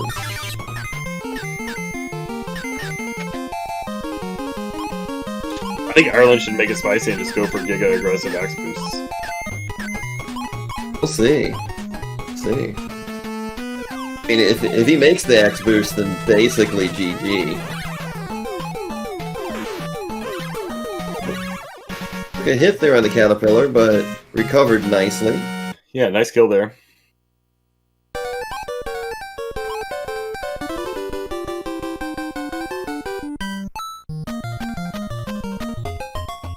Okay, here we go. Starting up, Zone J. Meanwhile, Zaelyn's going into the caterpillar.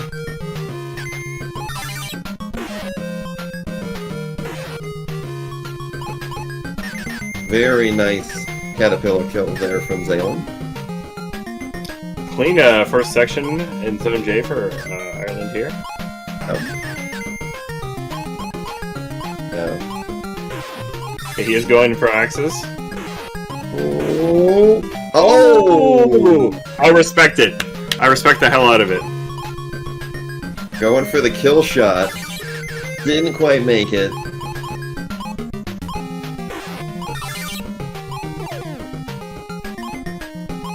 I assume, yeah, it was much safer that time. Much safer. Now let's see what strat Oh, Zaelyn takes a death on the axes. Shoot. Those axes have been not kind to the runners during either set of races today.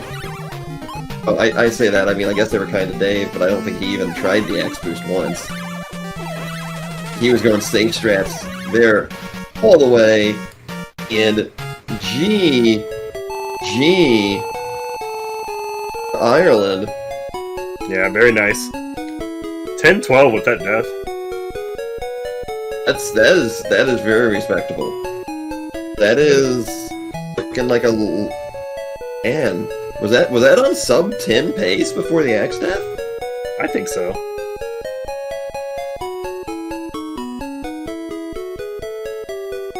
Yeah, that was really nice. Good races. GG to Zaelyn. GG Zaelyn looks like a 1040. Still an amazing time. Skippable cutscenes too, yes, Kat. And give us back the intro skip. Yes, originally please. They patched. Originally there was during the intro, in one room specifically, you can pause and exit level, and it would skip the intro. They patched that out. It saved like 5 minutes too. It's pretty sizable. Yeah, it skipped the majority of the intro. Alright, I believe I am good. Let me check the timers and they are good. So if you are good, then everything is good. Good. Okay, let me just erase whatever file I have going on here. I was about to say, Dave, I know you're gonna start a file with everything unlocked, max power, roll. You're gonna be rolling during the intro somehow. Yeah. Alright, 3, 2, 1, go. Alrighty. Alright, 3, 2, 1, go. Oh my god, dude. We had one chance to... Okay. Yo, we're in there. We take those. Shit, I pressed start. I was mashing start too much. So dumb. And everything was bad about that. So, only a few cutscenes we can skip. They're mainly in the beginning of the game. Later on, we're going to be mashing through a lot of text that we can't skip through. There are cutscene bosses in this game. Yeah, there's like one particularly super bad cutscene. It takes like as long as like almost stage, kinda. There's a few.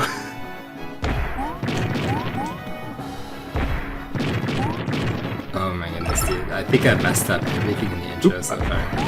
I got hit in one of the cannons. I actually had to wait for the cannon cycle before you rescue that guy. Yeah, I got hit by one of the cannons on that cycle right before falling down.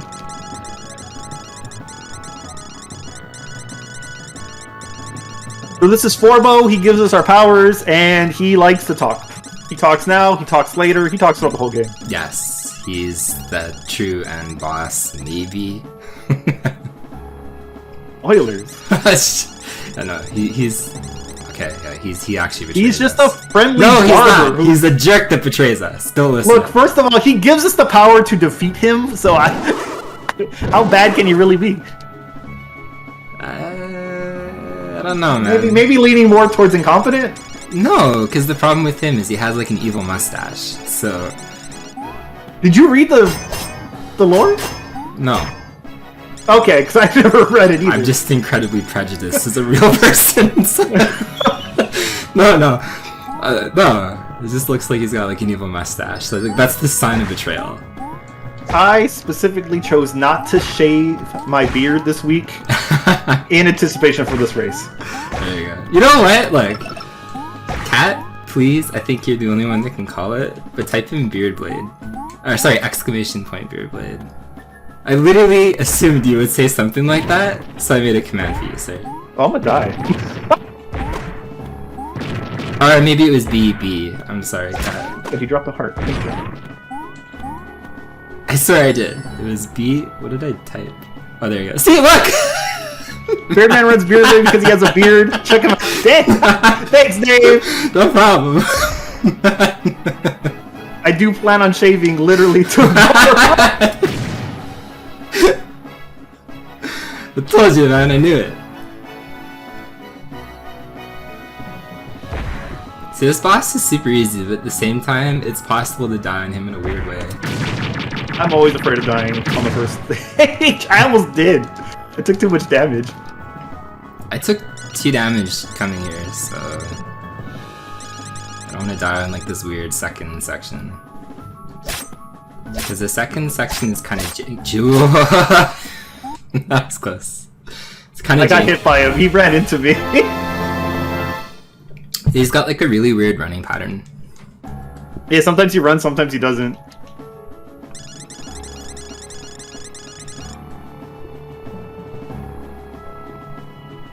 Yeah, then we could skip through these 2 little cutscenes. And that's the end of the skippable cutscenes. Back when intro skip used to exist. I remember, is there one more that I'm not remembering? You could probably skip one more. I remember that. Nah, I feel this is gonna go terrible for me. I did not get a chance to practice this one, so... I did try up until... I think I got to like World 4, but then I didn't finish it. I've played through each level maybe like twice. So I have a little bit of practice. There you go. Doesn't mean I'm not gonna die. Doesn't mean I wasn't making mistakes during that practice.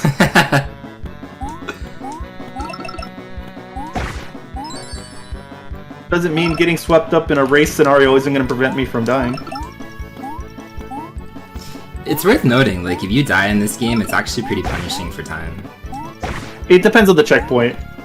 Well, I mean, like, you always lose, like, probably at least 20 seconds or 30. Like, there's no real... Yeah. Okay, like, die, you respawn immediately almost. Oh no, I'm missing the guy! Come back! So, at the end of the level, we have to kill this little smuggling guy to get a sheep. It's pretty safe, he doesn't do damage. It just takes up time if you miss him. So it's worth noting this game actually has like a really cool day and night cycle. And every single time that you enter like a day level or a night level, it's actually completely different. But the speedrun, you don't really see that because you don't have to repeat any of the levels twice. It would just be a waste of time. So... And as I was saying before, you would have to play all the levels to do a 100%. But the reason why I never cared to route it is I'd have to farm a bajillion coins in order to get all the power-ups to do it. Yeah. Because certain objects are locked behind certain power-ups. Oops. No, that is That's true. The farming would probably be the hardest. Or not the Also- hardest, but... Sorry, you go. To note, I think this is the only pure vertical level in the game. I think so too. I guess there's door 3 or whatever that we go into. Oh, that's right. But that's just a small little section. No. So it seems like Dave is slightly ahead of me. You caught up somehow? I actually don't have it open, I can't see. I do. I probably shouldn't look at it. It's okay, it's not like you can cheat. I gotta get those strats. Learn on the fly. Yeah, there you go.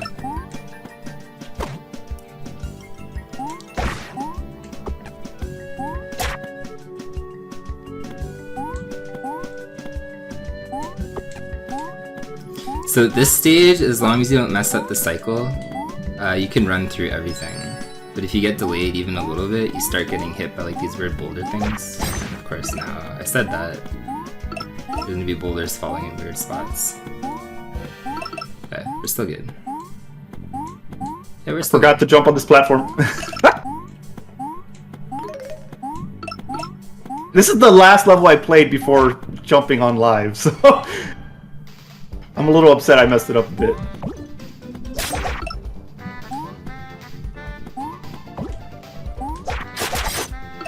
This guy dropped $4.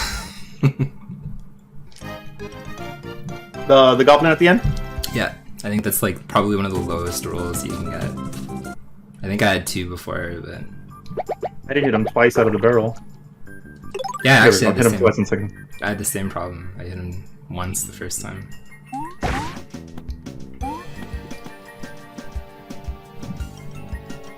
The Electman level. So these levels are kind of weird, because they're routed in such a way, like you want to collect the coins as much as possible, but at the same time, there's a level coming up where we farm. The developer actually left it in and changed it for us to reduce the farming time, which is kind of cool. I messed up that jump. I think we used to be Sorry. I try to collect some coins along the way, but it's really not important because of the farming. I'm not going to lose time trying to collect additional coins before that farming section. Yeah, you really want 2,500 for 2 power-ups in particular.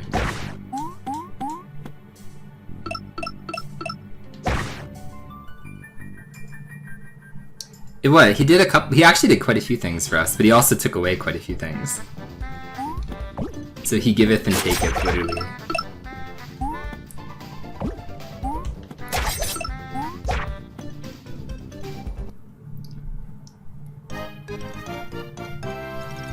I did it backwards. I meant to damage boost in the opposite direction, and I went in the wrong way. So I had to take a second to not die.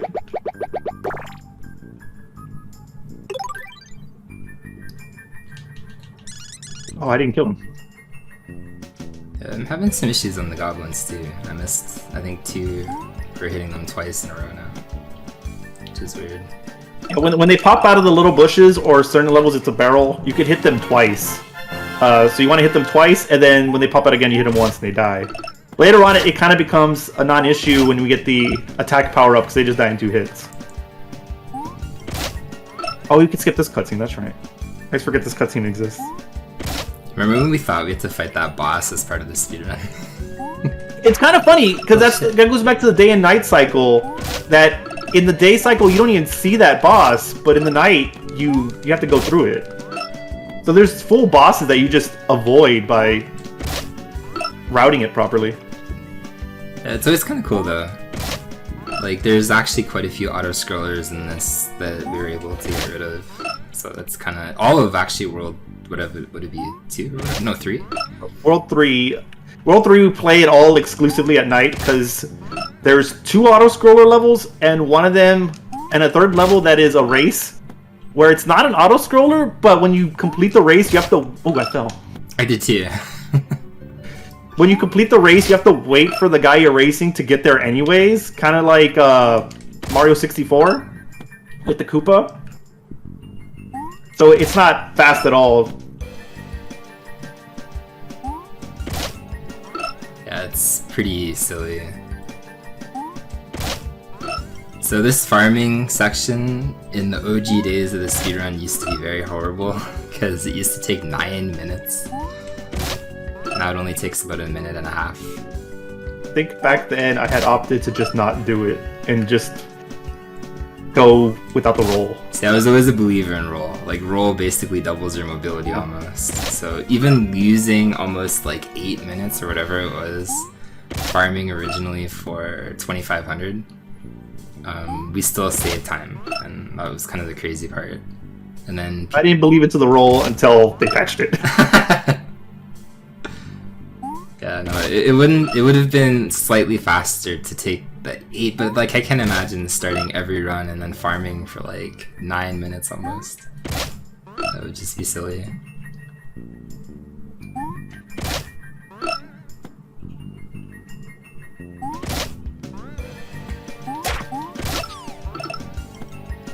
So we need 2,500 because there's an ability that costs 2,000, which is the roll, but then the other thing that we buy costs $500. And it's like some kind of like power-up pill thing, but it basically allows us to like one cycle a couple of bosses, which otherwise you wouldn't be able to do. So that's worth the extra little bit amount of time. You can comfortably stop farming around 24:10, 24:20. you should be able to collect enough coins throughout the level to get you to 2,500. Yep, I would say that's correct. Ideally, when I was still like pushing the record in this, I would literally stop at 2420. Because usually there's about 80. But the goblin can screw you over, because it's up to the goblin at the end of the level or whatever to drop at least like 10.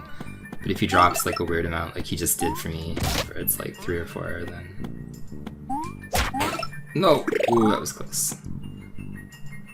I almost got sniped out of the air because of the boulder.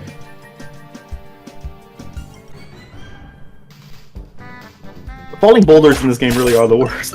They can be, yeah.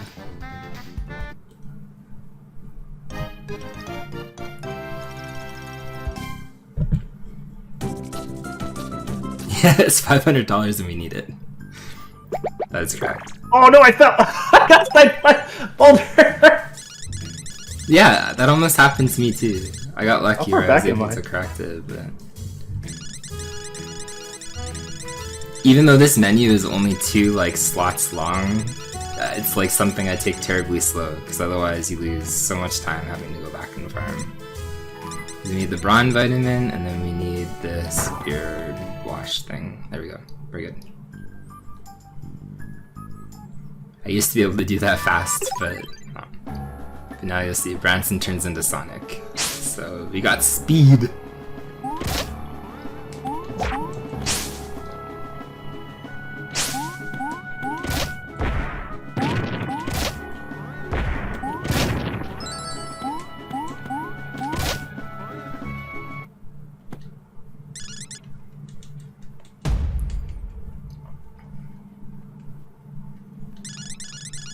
We're pushing the mouse boss, and he's a talker. The girl and the mouse, which is probably not even a mouse. So the developer corrected on that. It's a smuggling. I'm sorry. It was very funny. You're like, excuse me, Dave, it's not a mouse. I saw a mouse again. But no, I was very much correct. It's like actually, it is a smuggling. Third, did you even read the lore? No.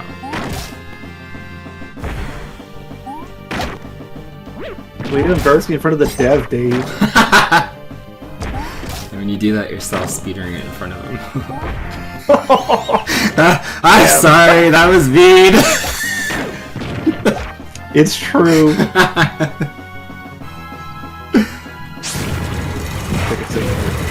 I'm already behind. It's okay. I feel confident up until stage 3, so we'll see what happens. Already past stage 3. Sorry, I mean world 3. Oh, okay.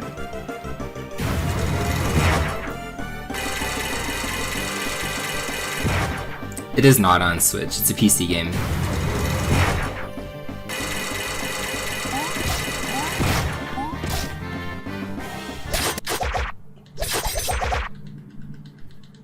You would think after getting hit by one bomb, you would stop throwing bombs.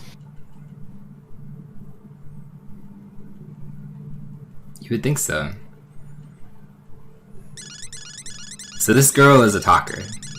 If this ever got into any kind of marathon, this would be like where you ask for donations and stuff, because she has a lot to say right now. Bird? And you can mash at a certain point, start at one point, but starting and exiting doesn't get you anything. Yes, we tried. You have to actually collect that white orb she's holding, otherwise this whole cutscene and stuff doesn't count. There is like one frame that you can accidentally jump in between text boxes, but you can also pause and exit. So we did pause and check, but you have to collect it. Talk about hot dog stands. I should have pulled up the script. Bird, I'm gonna do something controversial. Oh, I didn't do it. Never mind. I was gonna say I'm actually gonna take a safety heart, but I grabbed the orb and I didn't. That muscle memory. Yeah, because like, I'm gonna take the safety heart. Dude, you're such a wimp. No, you just said you were gonna take it. But I didn't. Call me out. Look, I still have 3 hearts. Okay. It's because I forgot. Pick it up on the next boss. I'm still watching Ooh, the cutscene. didn't make it. What? Branson, get off the vine, you weirdo. Branson... did some... Sometimes jumping up vines, it gets a little weird and awkward, and he just gets weird and goes in different directions. He decided to like cling onto the vine, just didn't want to like get like some crazy emotional attachment to that vine. Oh yeah. So this... I almost jumped and grabbed a card. That crow I respect dearly with my life. Okay, there we go. It doesn't matter, Dave. I'm gonna die on the balloon level anyways. You know what? If I don't die on the balloon, I'll consider that anything. Like, I'll be happy. You'll just consider it? It'll be considered? Yeah. Look. Yes. Stop talking now. You can just call the rest of the race for like the next 30 minutes. Okay. Well, I hope it gets considered. Alright, speaking of balloons, let's see if we can do this without dying and going relatively fast. This is by far the hardest level in the stage, at least, It's sorry, the worst. in my opinion. It is. It is ridiculously easy to die here. Oh, we almost died, but we didn't.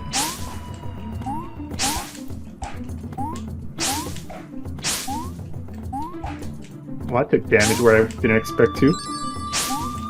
I almost died to the bird! Oh, we're done. There you go. One death in the balloon section. I gotta not die on this level. Doing this optimally is actually scary, because you don't want to stop and start.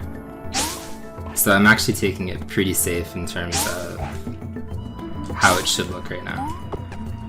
I have a strat, but it just still, I could randomly die, or I could mess up landing on a one-tile log.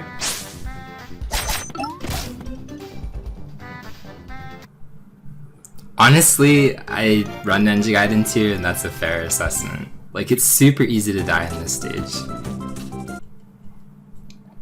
So we made it out of there with one death. You do it in less than one death. You're the better man today, Bird. Wait for him to shoot. Because I'm off on the cycle. What the? Okay, that was a bunch of weirdness.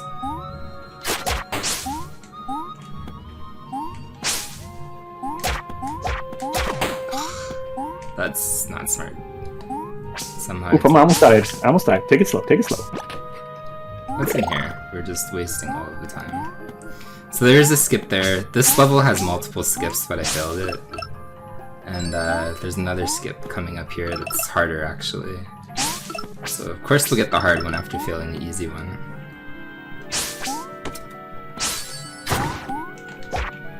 Please destroy that. Okay, we didn't die on the balloon level. There you go. I have considered it. Well, we got that skip in the next stage or whatever, first try. The stupid one on the platform. Got it first try, most of the time in practice, and now I'm not gonna do it. I already know. I missed the very first level skip in that one, but I got the second one first try.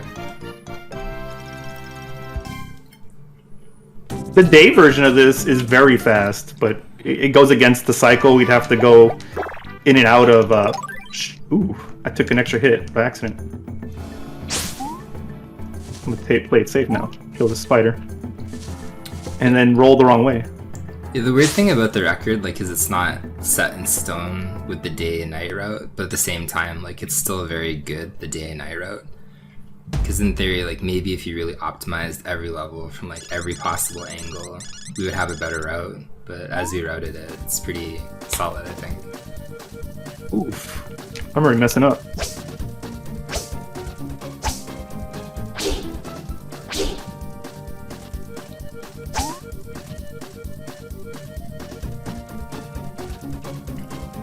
So you looking forward to racing turtles on Game Boy?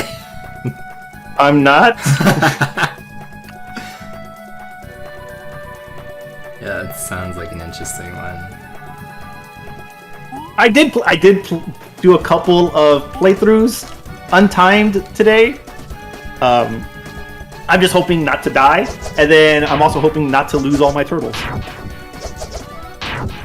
My brother's been showing me like random practice, and he's gotten decent boss kills and stuff. Oh, this thing hit me. So this whole boss that I'm on, this is the only part of RNG. This girl can throw the boomerang left or right. It's random every time. Super easy to react to, though. Yep, you have a lot of time. Everything else, though, is scripted in this fight. So this lady will come out and she'll throw the mace 3 times. So it's really weird, because I think every other boss is RNG, except for this one, which makes me wonder why they did that. Or why there's so little RNG in this boss. The devs clearly like The Lion King for Super Nintendo. Yes. There's a lot of inspiration there. Did you ever talk to Aaron about their inspirations? He mentioned a couple of things like Donkey Kong 2 and Lion King, but... Oh no. What? My controller went haywire for a second, but we're back.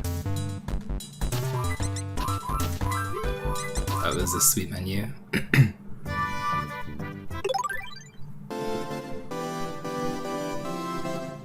Oh, what am I doing? I didn't need to menu that. We just switched the day-night cycle for no reason. Have a free 20 seconds, bird! We take those! Alright, we're back in the proper thing. This is a really cool stage for movement. I like this a lot, actually.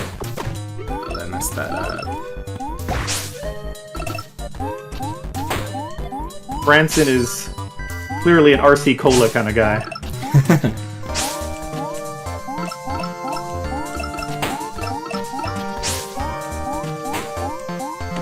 Alright, we messed up this... I'll take all the pity time saves. Okay, I actually messed up your skip once time. I've messed it up a couple times. I forgot how bad that is. Like, if you mess that Oh, one going around? Yes. It takes a while. It's, I think, faster to die and then try it again than it is to actually finish the level as intended. That's if you get the checkpoint. It's easy to just jump over it with the spring. Ah, oh, that's right too. You do skip it there. Yo, thanks, Ghost Dunk. I've been rolling in the wrong direction all day. Alright. Now we can go. I absolutely do not remember the greenhouse at all. I can almost guarantee I will die there, or take it super slow, because I just don't remember. I played it a little bit earlier today, but I can still just die. That level's difficult to begin with. Yep. Probably second hardest, maybe. I still think the balloon stage is harder.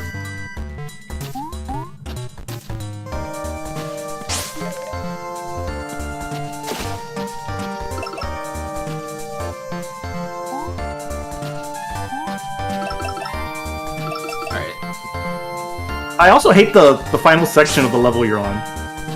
Yeah. It's awkward to get through with the giant eels. It requires like almost like perfect cycling. Not to get hit by them. I also hate that this box thing. I'm gonna die. This level with the swimming, the day cycle is an auto scroller and it's so long. I think when we blind raced it, we did both auto scrollers. Yes. I had no idea. Because I remember distinctly, like, the first time we blind raced it, I was, like, climbing up the clouds or whatever, and I was on that gondola, or not gondola thing. Yeah, it's a gondola. It's like a little boat. Or, I thought gondola was, like, the ski lift. is it? I don't know. I've never been skiing. As a Texan, you don't go skiing.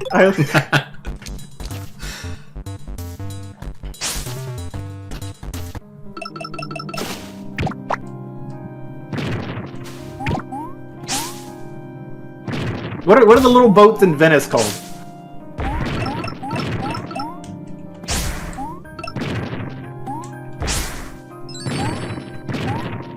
Okay, get up here, please.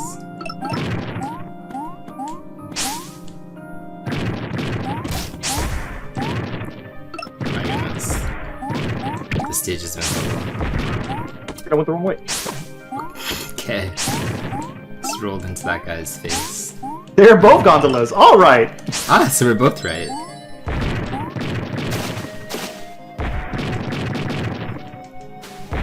So the gondola lift, thus Dave was wrong. Okay. Okay, I'm used to being wrong. We take those.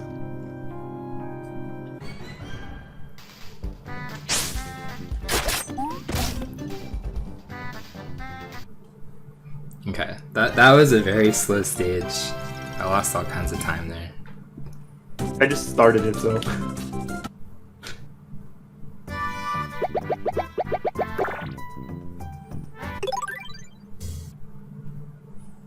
Hey man, he'll beat you in Turtles. Don't put that kind of pressure on me, Dave. He told me! It's like, yeah, that Sean guy completely kick his ass later in Turtles.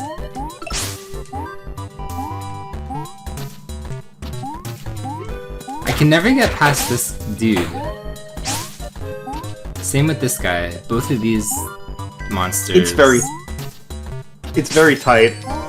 I did play it a little bit, I did get it a couple times, but I could still just fail it. That's like the only thing that I'm not super comfortable on when it comes to this level. And doing it all gain some time. Doing it all while making that cycle is also pretty annoying.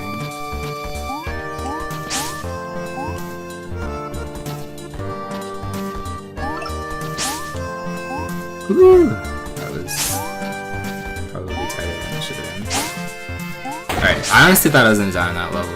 We somehow didn't, so I'll take that too. I'm gonna die trying to go too fast. It's okay. You gotta make up some time. Yeah, I'm gonna go for the strats.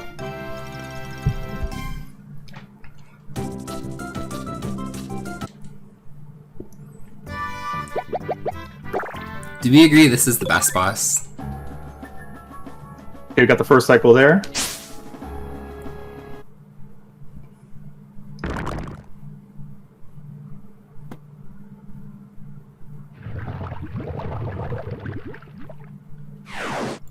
Okay, we got the one cycle there. Dang, good job. I don't remember how to do this part. I'm just gonna take that slow. I'm gonna take this slow too.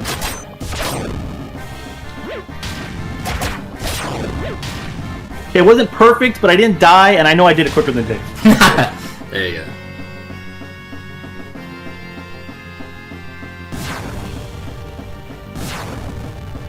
Oh, I'm gonna get like a 20 cycle on that next boss anyway, so it doesn't matter. I always mess up that boss. It's kind of easy to miss the one cycle. Like, I mean, in both timings. It's both not a hard boss kill, but at the same time, like, if you time one jump wrong, you can outright die or miss the one cycle pretty easily. It's like super easy to accidentally destroy like the wrong chunk of cave. Yeah, then fall in the lava. Or just But yeah, like, make the tentacle move weird. we did agree that this was the best boss, specifically for the reason that he does not talk. Yes. And he sends the lava rocks as far away from me as possible. Except for the last one.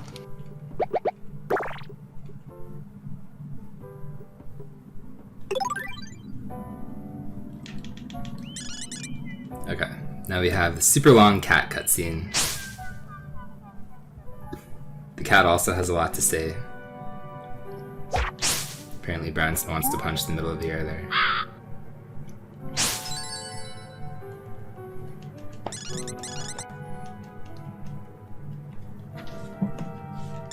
Of course I didn't get one cycle on the first one.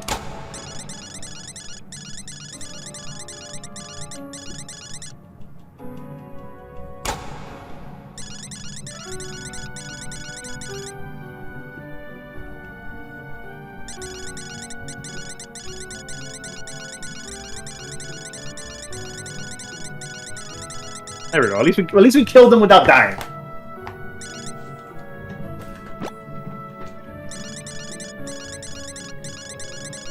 I still keep forgetting to grab a heart. Well, it's not like you need it now. You're forced into 2 hearts. True, but I guess. Oh shit!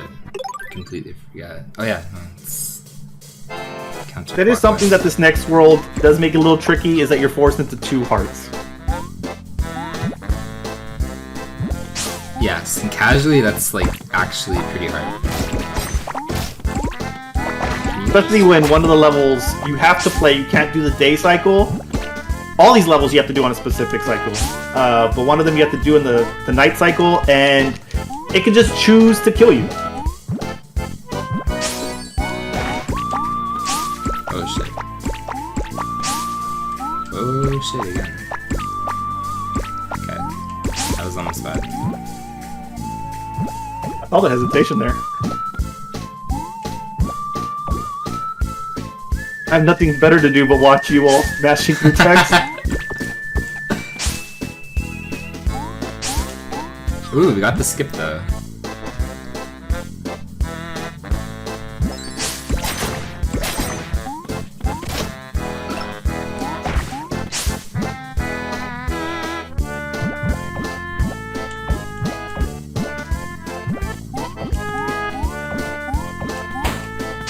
Also, the little indicators with the kids and what day you should be playing on was not there originally.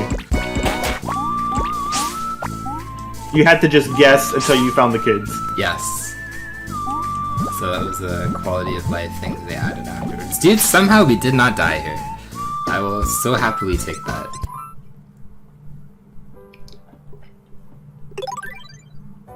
Ah yeah, the worst level. Oh no, the best level, the basement, sorry. Graveyard is the worst. Can you still one cycle the second section? I don't know. Ooh, I messed up. I feel in terms Now of I'm like slow. memory and retention, this is the only like I would play this level literally for fun. I absolutely love how this one plays and sounds. Like to me this is the best music by any stretch of margin in the game. There's Safety heart. an incredibly hard one cycle at the end of the second screen to see if we can get it. The movement has to be like absolutely perfect. Do we get it? Do we get it, Bird? Oh, we get it! Can't do it. I can't. Oh, come on, you gotta show me up. You gotta do it. No, I... Oh, no, I didn't spin. No, I will still take that. That's very hard. Oh, spawn the guy.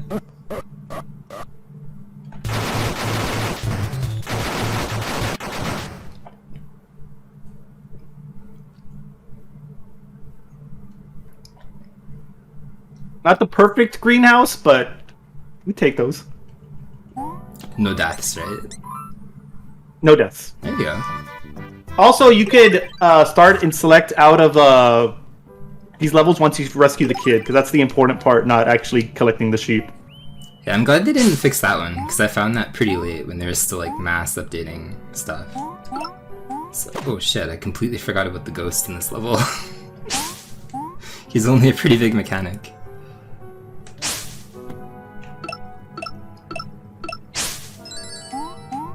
Okay, we respect the ghost. Grab that heart.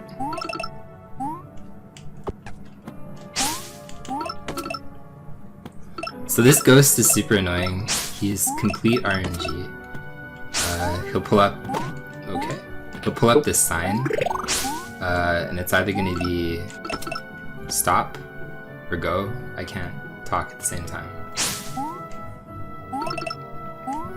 But there's no way to control it as far as we know. He just does whatever he wants.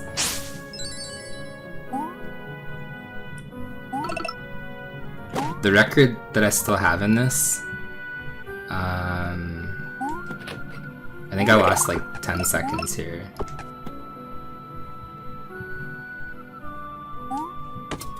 That's the end of the little Castlevania stage. I can't stress it enough how tight the controls feel. Yeah. It feels so good to play. Yeah, no, it's an extremely good stage.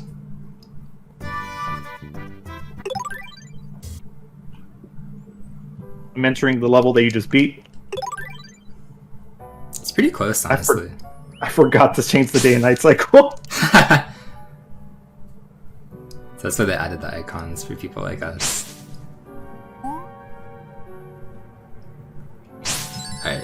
It got 1 green. How many reds did you get? Oh, like 6. It was awful. Legitimately, I think it was 4 or 5. Oops, I got hit.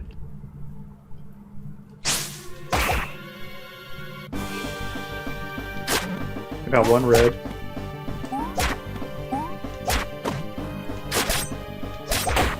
I collect this heart and wait.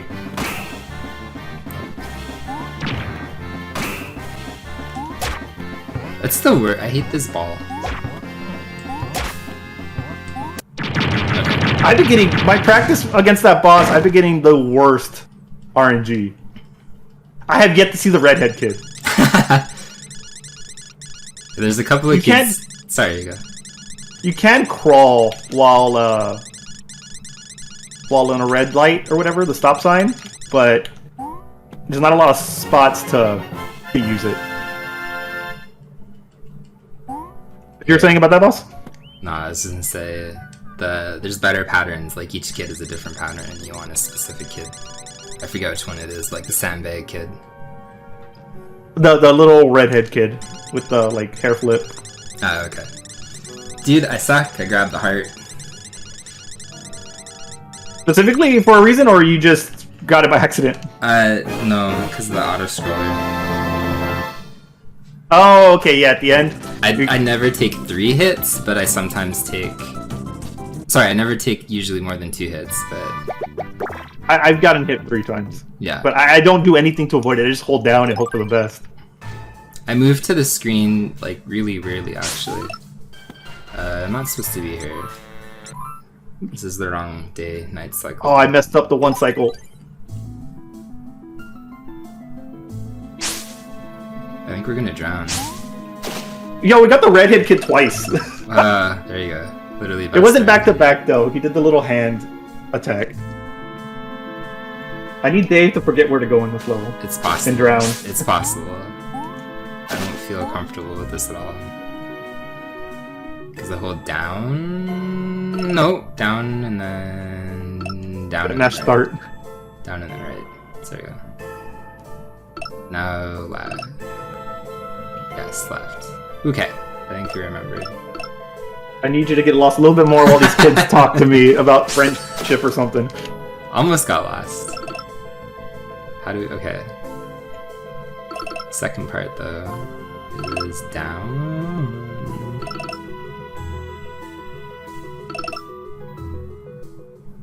I don't know, we're good. We remembered. You got it. We only forgot like 5% of it.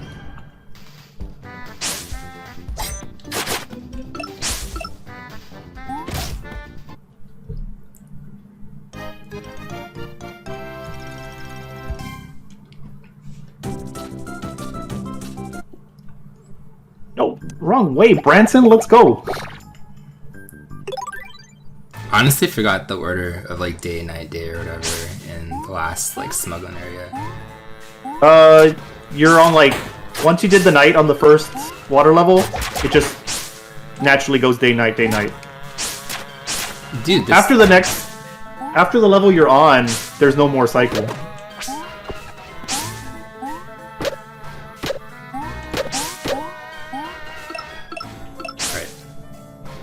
The last 2 levels don't have a different day or night. Yeah, no, sorry, I just remembered. Sorry, like I forget how to do the first couple. Like I don't remember if it was day, night, day, or whatever, day, night.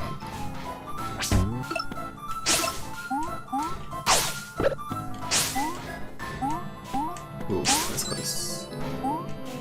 Nope, that guy's a trap, dude. Every single time I always forget that guy exists.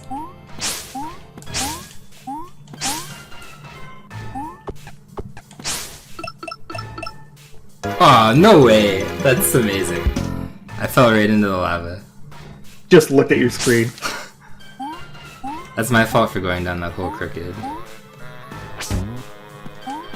Okay, just enter the level. So you're still good. Let's not do that again.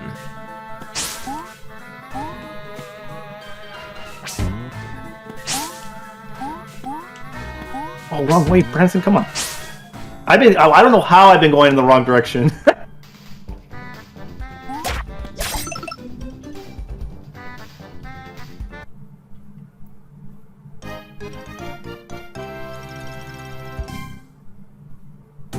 I did restart my computer earlier because I was getting dropped inputs for some reason, but once I restarted, it didn't happen anymore.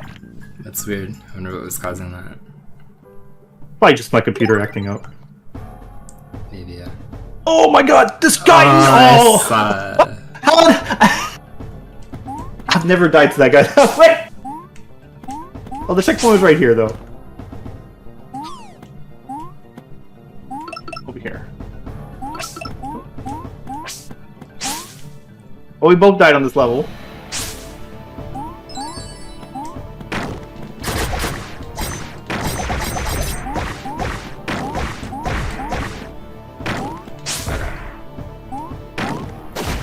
Okay.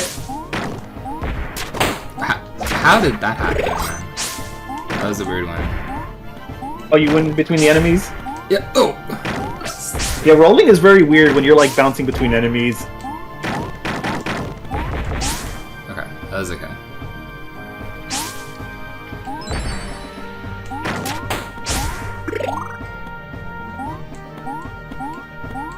Oof, that was pretty bad.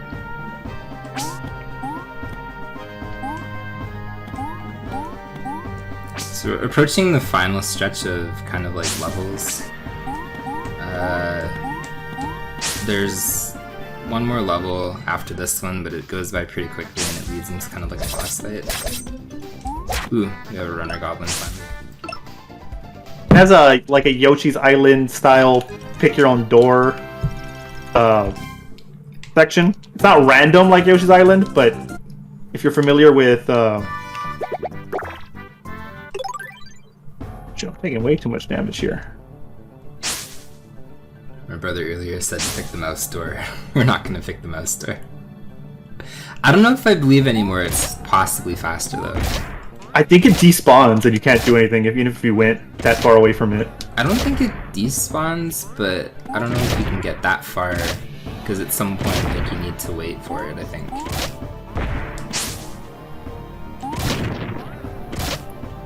Alright, did we actually need the extra health? So the developer added like this little platform skip for us, because normally this is a very, very long auto-scroller. Also, Dave, you make it seem like the little vertical section takes forever to get through to even warrant skipping through the mouse section. Like, oh my god, this little vertical section takes 10 seconds. If only we could do it in 7 in this long mouse section for some reason. I mean, that's usually how my brain goes. Like, in pretty much every game, I'm the stupid weird guy that's like, okay, I will waste, what, 0.3? But I've always loved that aspect of speedrunning, where like once you do something and force it on somebody else, like they have to do it.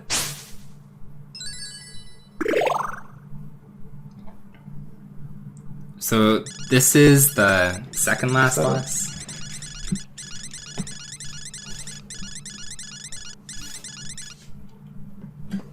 It's the villain up until the reveal. Yes.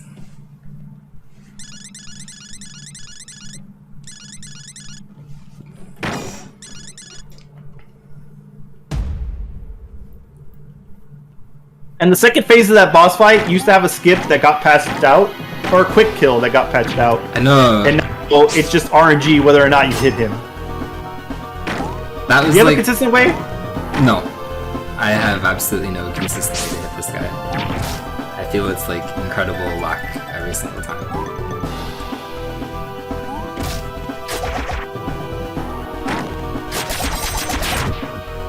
Yeah, the first phase is scripted, the second phase is like an absurd amount of RNG. And the third phase is essentially the first phase again. Yeah. But if he wants to, he can like volley... Okay, we missed all of it. We missed like 5 of these things hitting him. But if he wants to, he can like volley these things back. But as far as you know, there's no way it's like 100% hit him. He'll just decide to like hit these things back sometimes. We used to be able to just clamp at a certain spot and it'll hit him. It was consistent, but they patched that out. Yeah, no, that was probably one of the quote worst things that they patched out. Because it completely eliminated a huge amount of RNG on this particular guy.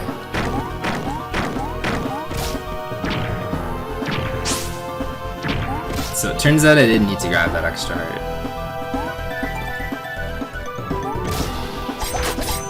I think I got hit twice. So yeah, I don't think I needed it either, but I've needed it throughout the run, so. Oh, this little, like, hide in the corner and not take damage was apparently unintentional from the devs. They intended for you to jump over him, but they didn't patch that out, so it's all good. Yeah. I actually thought that was kind of silly that it wasn't intentional at all. Like, it's such a weird, almost like perfect hiding spot, but it's like, nope, we never planned that. It just happened to be that way.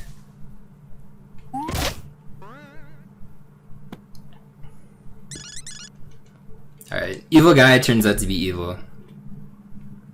He was never evil looking to begin with, Dave. People have mustaches. Well, you know what? That's probably true. What happens if he was a very wholesome, law-abiding person and then one day he stopped shaving? Like, you can't rule out that possibility. Why do we have to fight him to begin with, though? Because aren't these orbs his anyways? I don't know. I just Maybe we should read the text one day. Yeah, I know. It's such a good game, but I honestly didn't read that much into the story.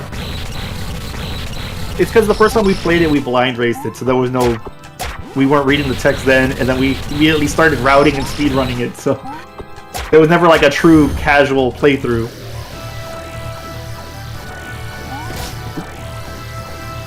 Yeah, that was like one downside. I just automatically did that. Oop, there we go.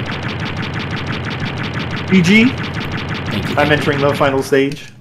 Yo, I'll take that. Sub 50 is... Yo, sub 50. Congrats. With the death, though. So that's kind of surprising, honestly, but... And you said you didn't play the second half of the game at all? No. I got Damn, it. that's a good muscle memory. Yeah, no, muscle memory carried me. 100% it carried me. I didn't get a chance to practice this with setting up everything. I practiced literally up until... Actually, not even stage 3. I killed the boss and then that was it. The sheep have been saved. The whole reason for this adventure. He didn't care about power orbs, muglins, nothing. He just wants his sheep back.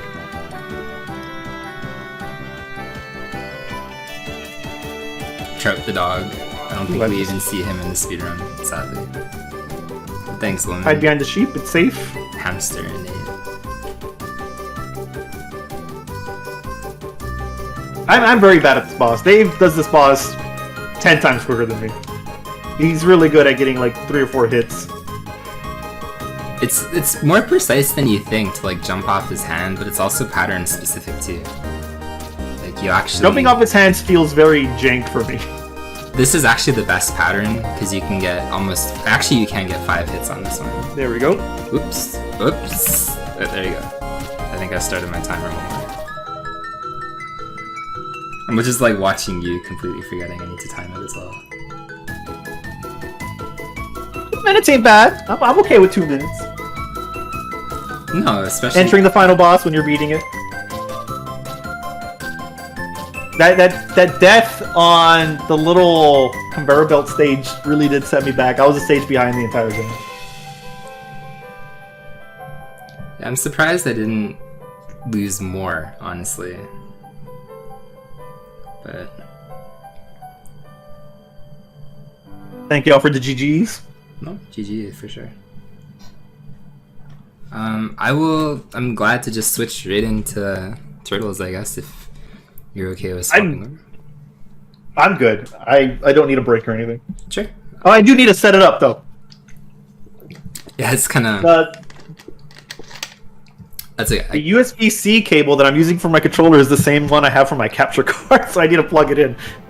Sure. I'll switch over to the schedule thing again, and then can figure that out. I'm ready to go whenever you are, Bird. Alright.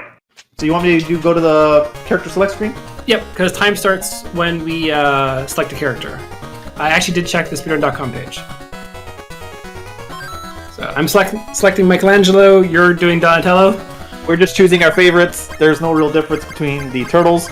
If we die, we lose that turtle, so I'll be very sad when I can't play Donatello anymore. Same. This is still better than the second game. The second game is jank and cheap. So. Alright, I'm good to go. You ready? I'm good. Alright. So 3, 2, 1. Actually, wait. 1 sec.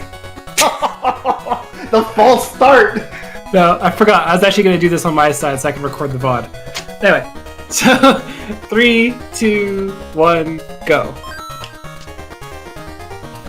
Yeah, no one likes Raphael unless he's a death warp. Oh, he got hit by the first enemy. So, this game is jank as hell. It is weird because you have to be able to jump and attack a lot. And if you don't, you lose time. And that's it. You can see the difference between the gameplay, most likely, because I can actually have a stream up and I shouldn't, but... there's also random pizza drops. Sorry, not random, sorry, they're actually fixed pizza drops. Yes. And you can't advance to the next screen until the enemies are dead. Yeah. Also, we also jump up into the sewers. Please explain that, chat. I've been trying to figure that out since I've been racing this game. So you essentially have 2 walk speeds, slow and not at all. Yes. And you can jump and attack, which is probably the fastest way of moving, just because you don't get stopped. I'll ignore that pizza for now. Oh! David's stream just encountered a glitch on my side. I don't know if... And if it looks like I'm reacting to the enemies because I did not memorize them, it's because I'm just reacting to the enemies as they come on screen. Oh, so the first level is obscenely long. Yeah, it's way longer than all the other levels for some reason. Yeah.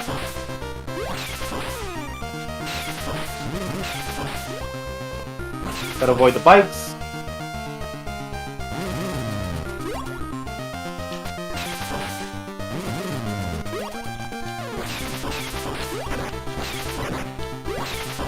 Really?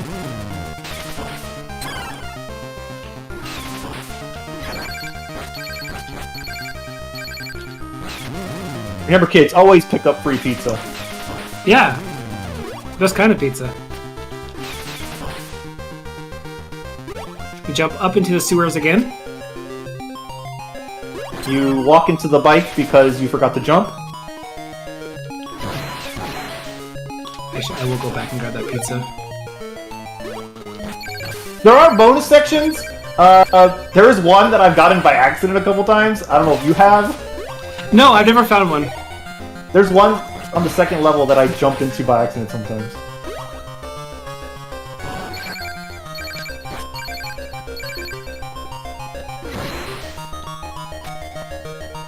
You can see I'm damage boosting a lot. There's actually a reason for that. When you finish a level, you have to your HP gets counted down towards your score. And you don't want that, actually. I'm just trying to live, so I like end the level with as much HP as possible.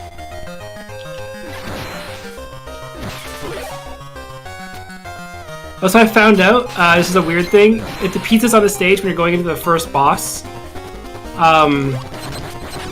for whatever reason, it, Oh, I died! No! Yo! Let's go! Michelangelo, no! It's fine. You start on the boss stage, so... Weird, why is he hitting me with his actual, like, gun? We're ahead! Let's go! And we still have our favorite turtle. My turtle's expendable.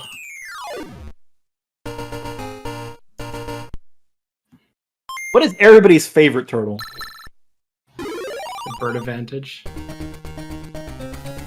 So look at that Japanese font. Raphael's cool. He'd probably be my... I think he probably is my second favorite.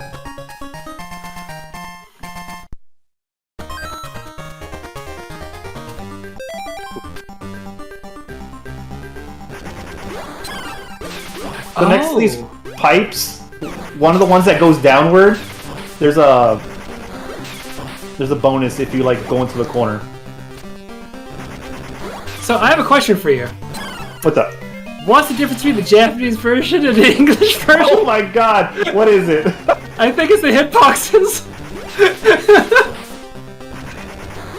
What hitbox specifically? I was getting hit by Rocksteady's gun. Oh, like his actual gun? Yeah. Which I normally walk into and I play the other version. It's the best of 3, it's all good. You're still gonna catch up somehow. The enemy placement's been more or less the same? Yes.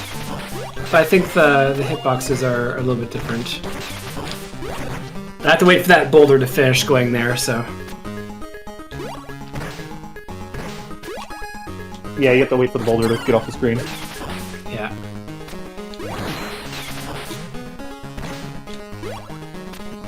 Oh, it ate my input. That's nice. See, I think there actually might be some hitbox differences between the Japanese and the North American version, because I've never died to Rocksteady and his, weird barrel of his gun before as a hit.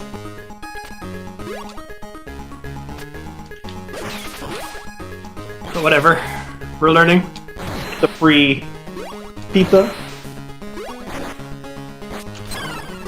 Wait, always remember, kids, grab the flying pizza too, not just the free pizza. Those are the best pizzas. Oh no, Life lessons here in David's chat. I'm glad the fire doesn't one-shot you. Yeah.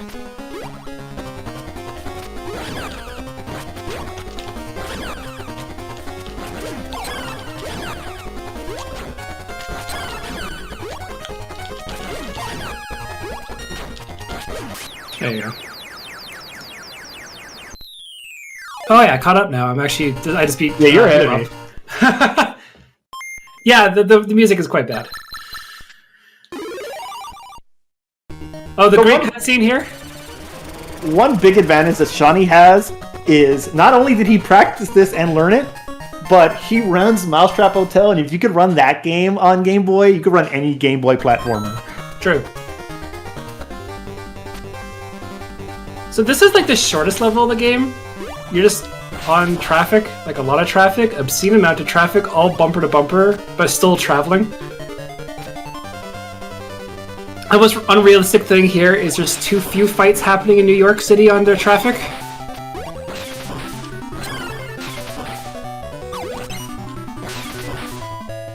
Yeah, there's actually like fixed pizza intervals throughout the game as well, which I appreciate. Do that actually.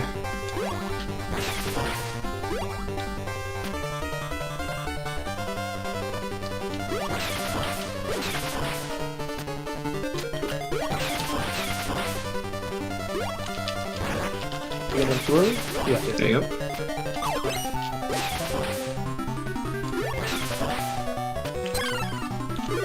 There you go, got the pizza.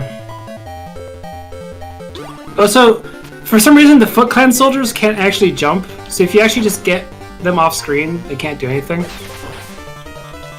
Yeah, some of them can't chase you that far. Yeah. No pizza though. So here's Baxter Stockman. I don't know how to do anything on him except, mash my face against him and then hopefully win. I have died to him doing that just strat. Well, no, I go with full health. I am extremely cautious. If I have 3, no, it's baby strats. I don't even know what baby strats are against. Oh, so I like Donatello's wiggle stick on your screen. Toiling a bow. I love the pool noodle. Yeah, so good. Oh, now we're going to a river. I'll be Donatello just to spite you. I love if you mash, kick in the air, you do little tatsus, little Street Fighter tatsus. Yeah.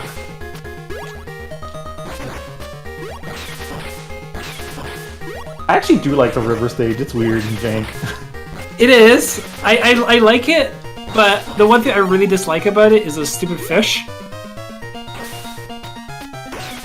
But the fish are really if you neat jump, the fish despawn. Yep, exactly. But the foot soldiers don't, so you have to time it really well, or it gets stuck on going down because the game does not realize when you are. There you go. Also, yeah, the turtle's feet are extremely strong.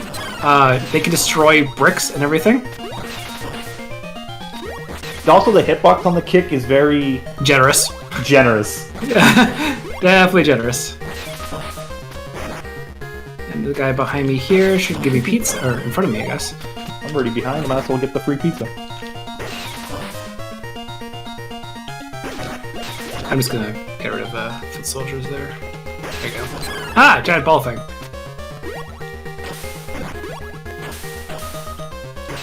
So I'm gonna actually kill that guy first, because if you don't, you have to go down there and finish him. So now we're in a cave by jumping up at the end of the river.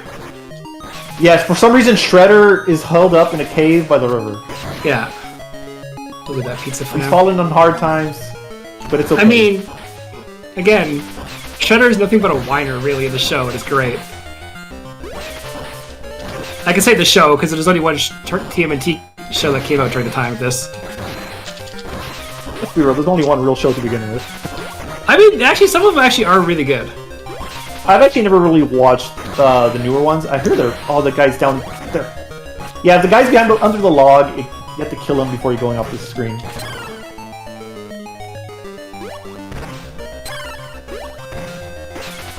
Yeah, because otherwise he's a giant time sink. Because moving in this game is slow, and any moving that you have to do has to be deliberate. There we go. Yes, all my movement has been deliberate. So this is Shredder. He is actually extremely dangerous. He does two hit points for each sword attack. And a sword is extremely generous for hit range. Yes. But I think you take 1 damage for contact damage, so if you're gonna get hit, you might as well jump into him. There you go. Oh, you also have throwing stars? Yeah, that there's no point in stopping to crouch to do it. Alright, I'm on to the last level now. Poor Mikey. At least I died on the boss. But I'm definitely switching back to the other version after this, just in case that is the difference. Ooh, he just got pummeled there, I saw that. How come the guy didn't drop pizza from me? We'll defeat the game with Raphael, just because we technically used every single turtle. But Michelangelo got captured, so we're all sad. Absent chat for Michelangelo.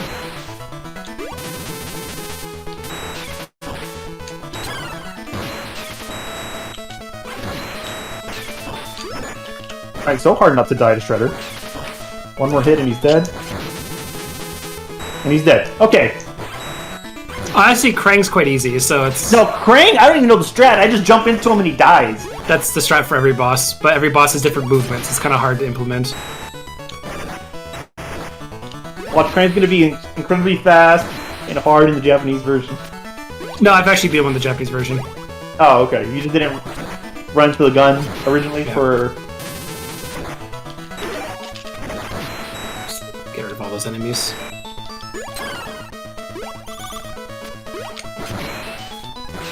I absolutely hate the final stage. I don't mind it. I just like this part. The first part I don't mind as much. Like the part with the little wagon things that go by with the spikes. They're obnoxious. Actually, I will grab the pizza. Because I will probably do a couple damage boosts just to get rid of a few enemies, because... yeah.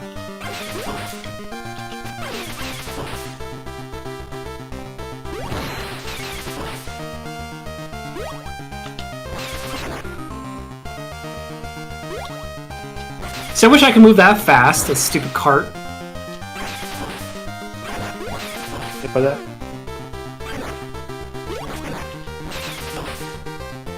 Where's my pizza game? I know it's coming up. Oh, the kick does double damage. Oh yes! That's very important.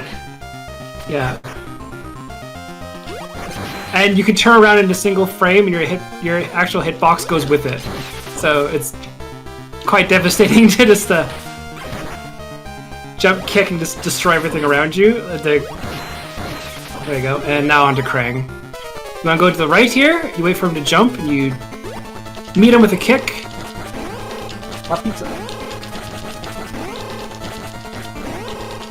And oh, nope. I missed the last kick. Time. There you go. It's really hard to tell when you actually hit him. I'm glad I'm on the final screen when you beat the game. Like, I wasn't like too far behind. Well, that was what, 14... It says 14:12 on stream. Oh, I'll let the credits play out in Japanese for all those who care.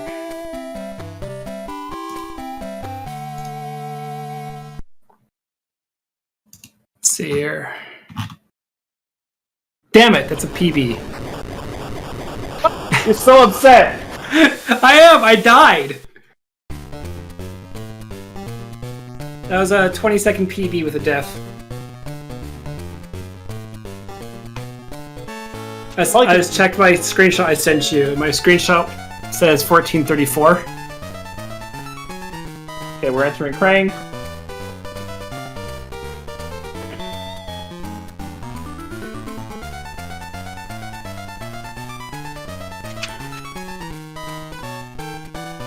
And he's dead. Fine. Yeah. Oh, when he goes this... Yeah, he goes to the center. When is it time? When he fades, it starts to fade in the center. So yours was 15:24. Oh, okay. That's probably PB. I don't remember what I timed a week ago. I only timed myself once. The credits music is nice, actually. So, which turtle is this? Is this Michelangelo? Yes, in the show, Michelangelo is the one who frees April from being kidnapped for like the upteenth time for the first time. Why is Shredder obsessed with April O'Neil? Just because she reports on his evil deeds, that's it? Probably report on his small dick. Wouldn't it be easier to just, kill her? I mean, it's a kid's show, you can't Isn't do that. that just, send one foot to her house, it's done? I think it's because she associates with the turtles. Don't even send a foot soldier, send like an unmarked, like undisguised foot soldier so nobody knows it was a foot soldier. No, all you do is have the Technodrome just come up from the bottom. Oh, that's right. Just bleh, there goes Go the anywhere. apartment. Thing like 15 stories tall. Anyway, this is the best of 3, so sorry everyone. We have no more commentary for the next 2 games. You gotta watch it again, and hopefully Shawnee doesn't throw to make it full 3 games. Oh yeah, you can also make Krang talk with the rewind function.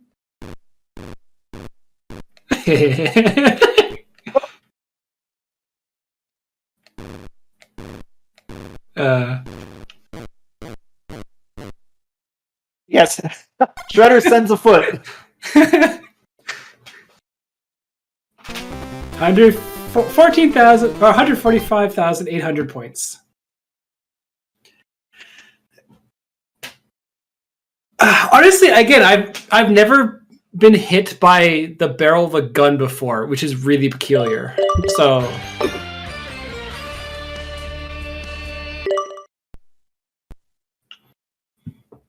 no, I do plan to switch to the US version. angry American version. Yeah. Well, okay. First of all, you can hear the bird outside. Second, All the turtles are extremely angry. I'm ready to start whenever you are again. Still going through credits. Let me. Wait. Can I Okay. readjust bird? I didn't want to do it in the middle of the match, but can you go into like the first level or something? Oh, giving him a head start? That's bull. Yes. Yes. I just want Special thanks to Susan! I just want to recrop Thank you, the Susan. score because it was messed up slightly.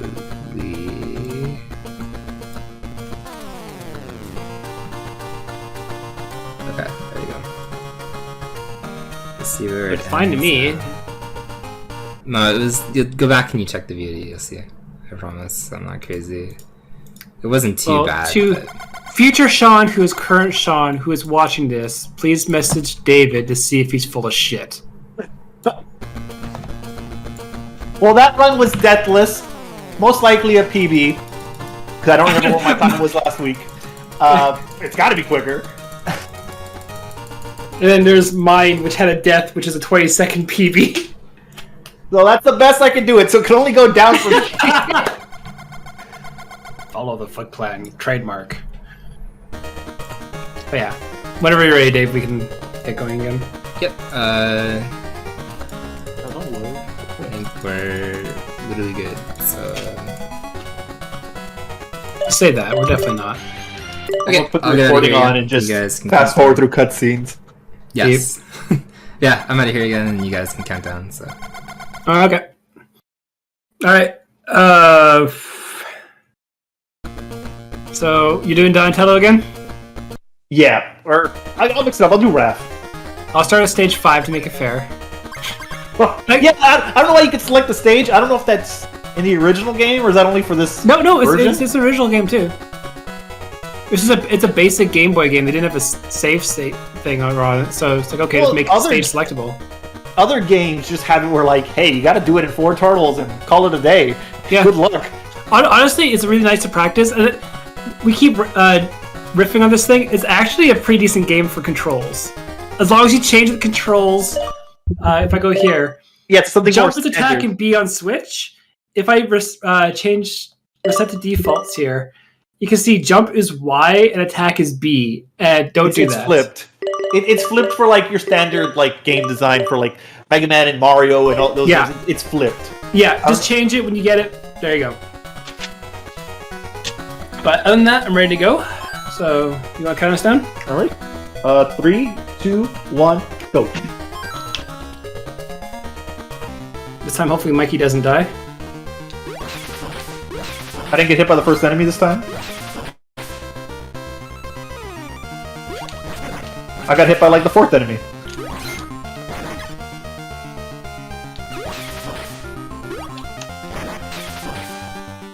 Like, clearing this, it's like really weird. There's like a leg to like too many enemies on the screen, but you want 2 foot soldiers on because not a third one can't spawn.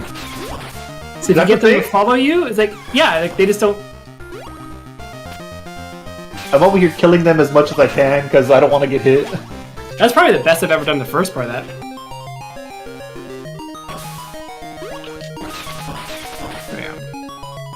Can you make that first jump on the sewer? No, you can't. I watched a world record PB VOD. The guy just jumped straight in. Into the sewer. Yeah. Also, the kick hitbox goes above your head as well. So figure that one out for the game. Sometimes when you're landing on an enemy with it, they'll just die. Sometimes you'll trade. I don't understand. Yeah. Totally not cashing in on the TMNT craze back in the 90s. Totally not a rush game of the door.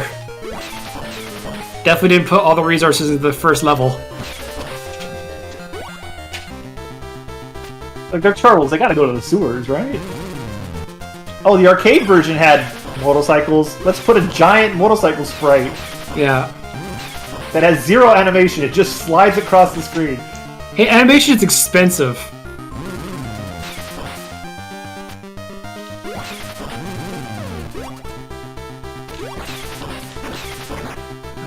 Well, the kick animation literally is either you're kicking or you're not kicking. That's the animation. Yeah. It's 1 frame. It's, 1 frame. That's it. Fighting games wish they had that much wake up.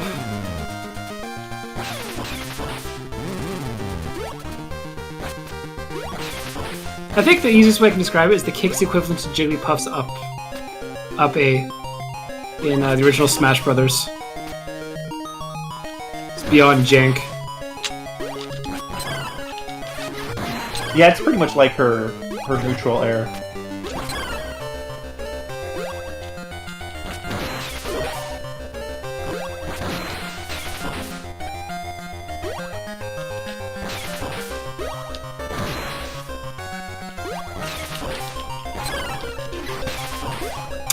Just missed the jump slightly.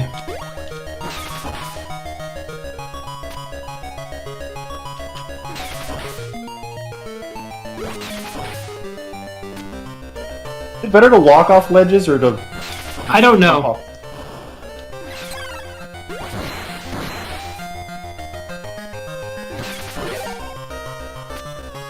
Try to grab that pizza this time. The pizza counts as an enemy, doesn't let you break the barrels to get to the boss. Don't know what pizza you're talking about. I never see a pizza here. There's the last Mauser before Rocksteady. There you go. Honestly, that felt... I guess I had 1 more HP, but it felt safer, but I don't think I hit the barrel of the gun, though. So. I'm not that far behind. I'm doing a lot better this time than I did last time. Maybe there is a difference between the Japanese and just being faster for version. Who knows? I don't. We did not put enough time into this game. No.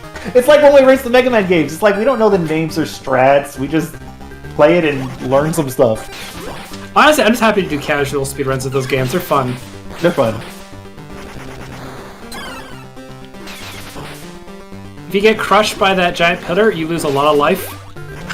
You could actually stand up while it's over you and you'll still take damage. Yeah.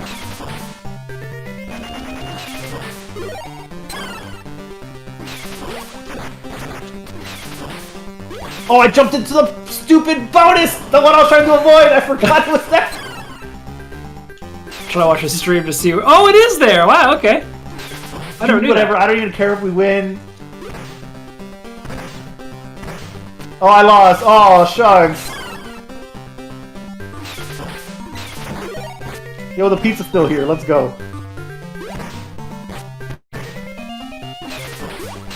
I'm glad I gotta show it.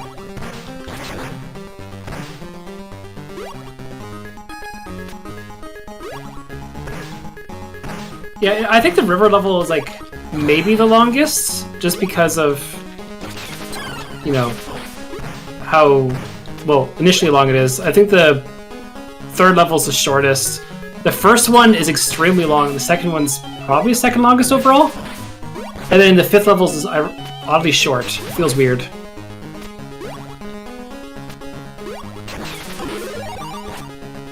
Whole game is long if you ask me.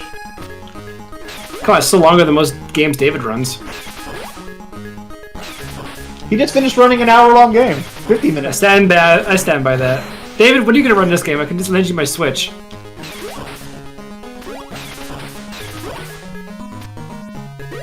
Turn on chicken noises, you coward. You could always make the chicken noises for everybody.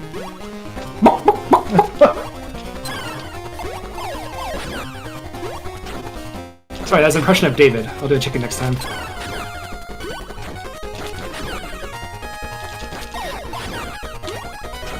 I hate if you jump too close to the ceiling, he gets, like, caught. But he also goes through it, so it's weird. I mean, I'll go over and race Bird. I mean, would Bird win? Bird just did a random bonus game for no reason. Fell in a fire pit a couple times.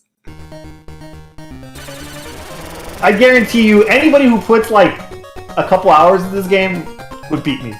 I mean, you just got off playing Beard Blade, and then you're like, how you ever gone through? What would you say when you first jumped on stream? Like, did you ever finish playing TMNT and then start playing Beard Blade? Like, you finished playing Beard Blade, start playing TMNT. When I was practicing earlier today, I did a run through of TMNT, and then I went back to Beard Blade, and it was so jarring. I would not doubt that. It goes from like good controls to well. No, the other way. I went TMNT. from like stiff controls to just being able to do what I want.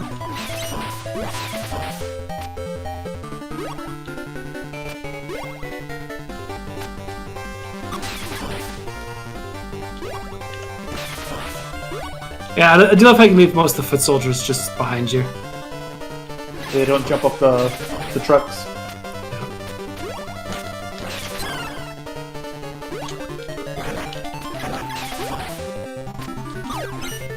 After the third guy here, the darker foot soldier has pizza.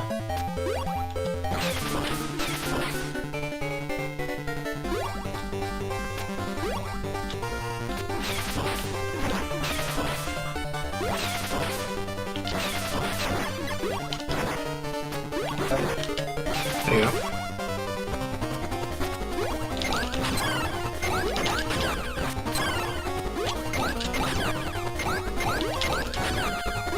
Try doing something different, see if I can There you kill those go. enemies. Oh, I should start teabagging like crazy after I know the next boss. Shredder's gonna get teabagged. But yeah, the less health you have, the more time you save at the end of levels. It's very risky, because the hitboxes are not very good.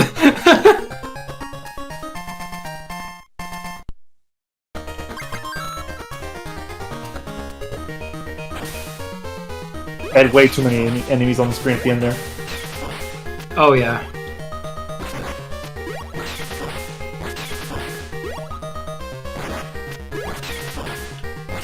I'm gonna die against this boss.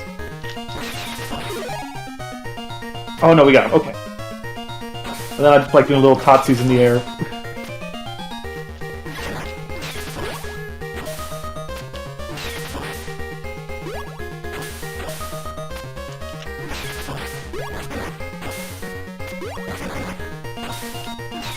Ah, the river's actually going quite well now. Damn it. Hey, you just had to say something, right? Yeah.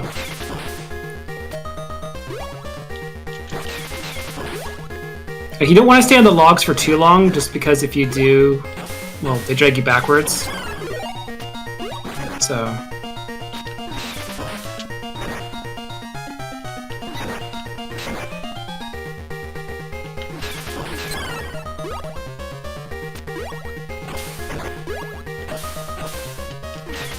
let's kill that guy before he has a chance.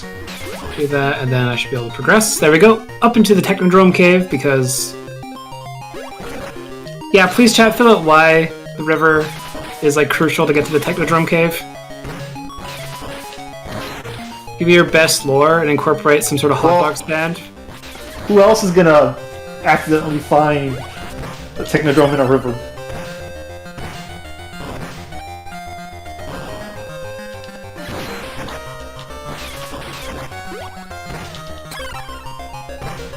If only his arch nemesis wasn't literal turtles. I know, right? Why New York? Like, why not just go to Los Angeles? There's no Teenage Mutant Ninja Turtles there.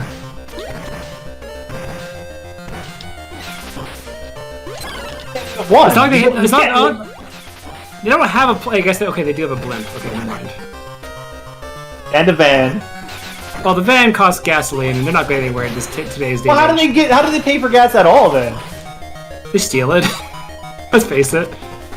They can steal it on the way, or Donnie made an electric vehicle back in 1990.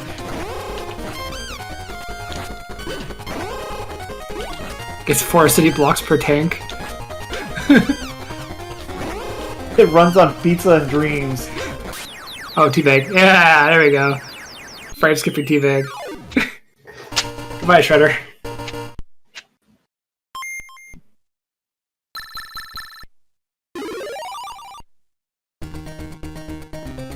Mikey is on a roll right now. Not dying. We appreciate that. He's not Raphael. Which I saw you picked for some reason. I just thought I'd mix it up. Going against Shredder with 4 HP, which is 2 hits. Let's wait a second here. There we go.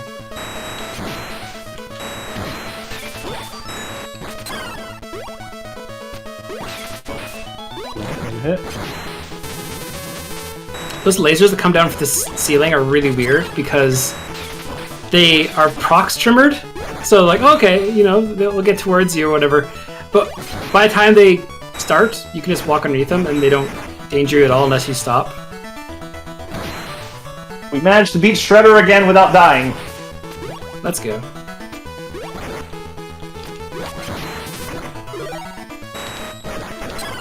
At least he doesn't clone himself, and you have to guess the right one. Yeah, that's not annoying. Okay, onto the final little hallway. Was it just me that assumed all the games in this collection were going to be online, and then they No, I also assumed as well. Play it a little bit safe. I had to skip a pizza, but... I got hit by pizza falling. Oh, I'm getting hit a lot. I need to slow it down a bit.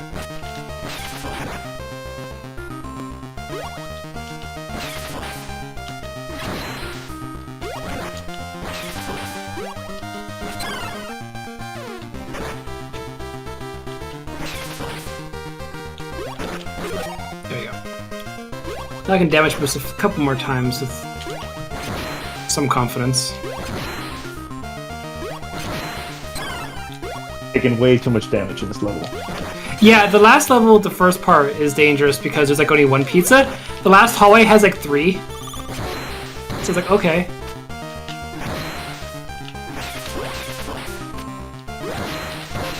And on to Krang.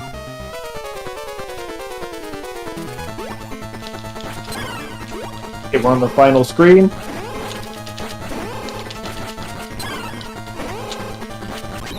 And time. Again, I enter the final screen when you're beating the game, which I'm happy with. That was 13:59. Oh, congrats, sub 14.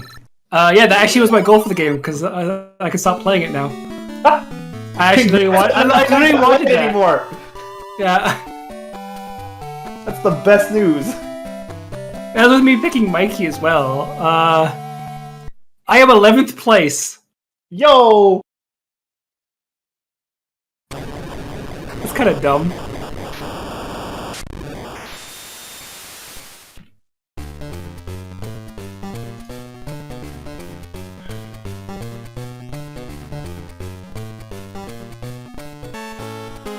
Hey Dave, give me my second Krang. I have yet to see the color of the cranes. They're actually pretty well colored. Although he looks like Homer Simpson, like jaundiced yellow.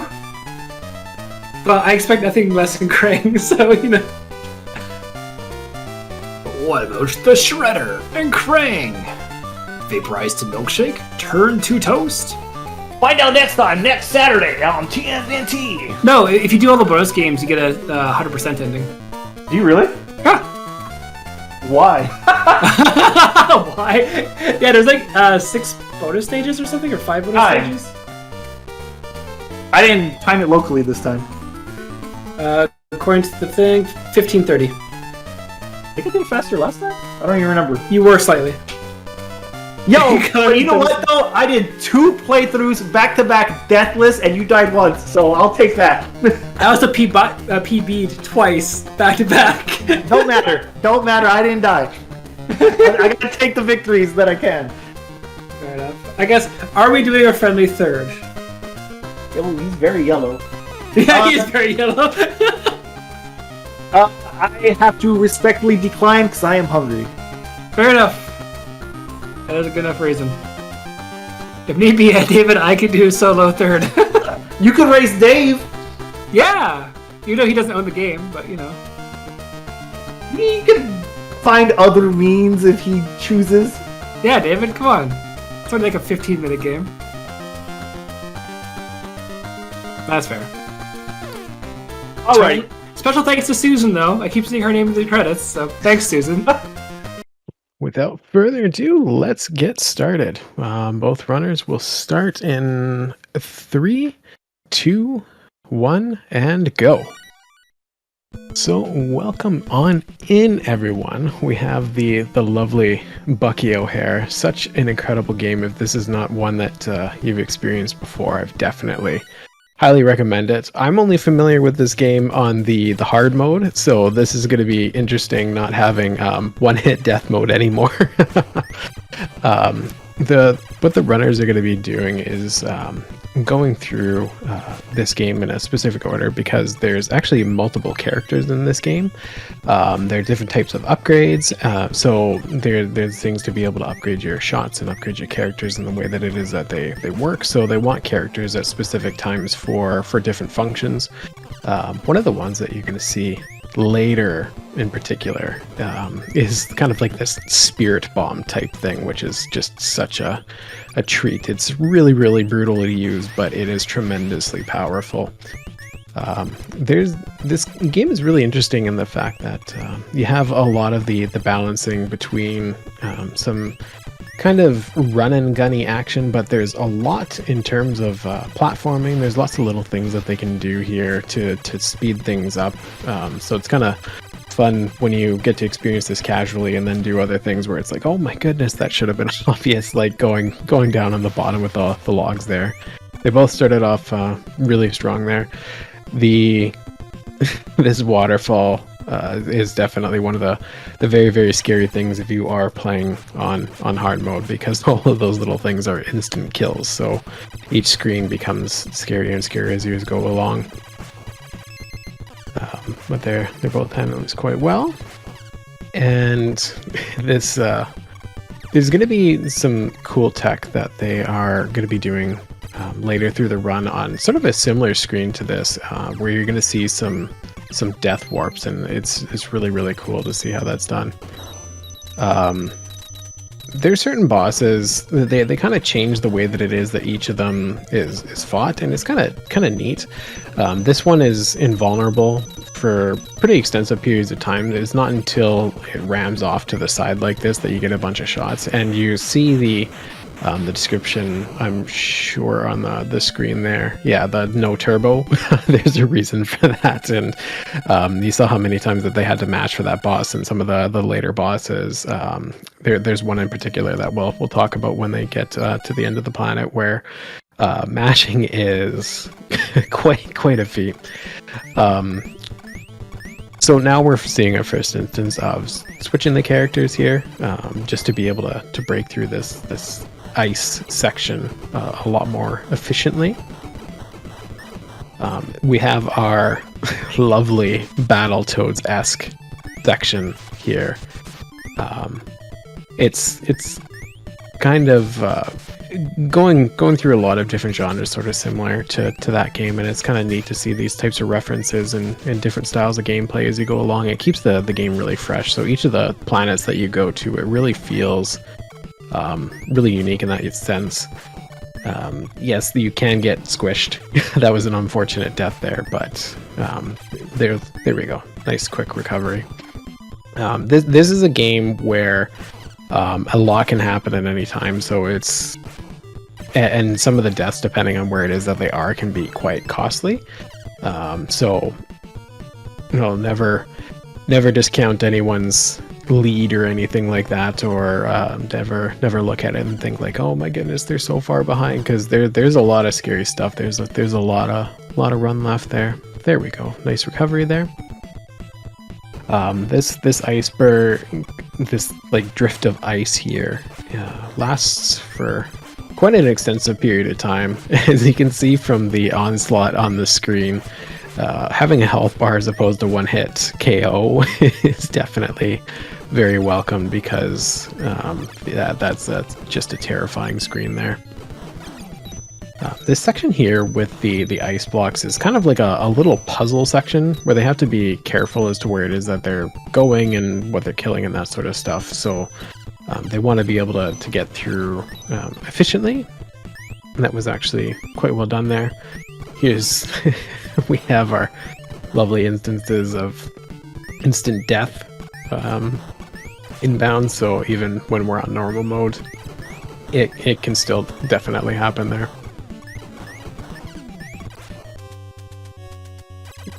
And this boss here is what I was talking about before, where when you see the description of no turbo, this is where it is that it's really important to see why that distinction matters, because look how many shots that we have to toss in here. I don't remember the exact amount, but I'm pretty sure it's over 100 hits as they're going along.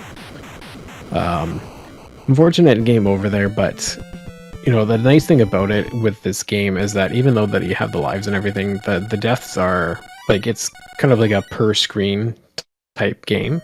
Certain screens are obviously going to be worse than others just because of how long they are. But because of the way that the game works, when you're on smaller screens like that, a game over is not going to be as big a deal. It's obviously just more of the time loss in a sense. This magma stage here is really scary. really scary.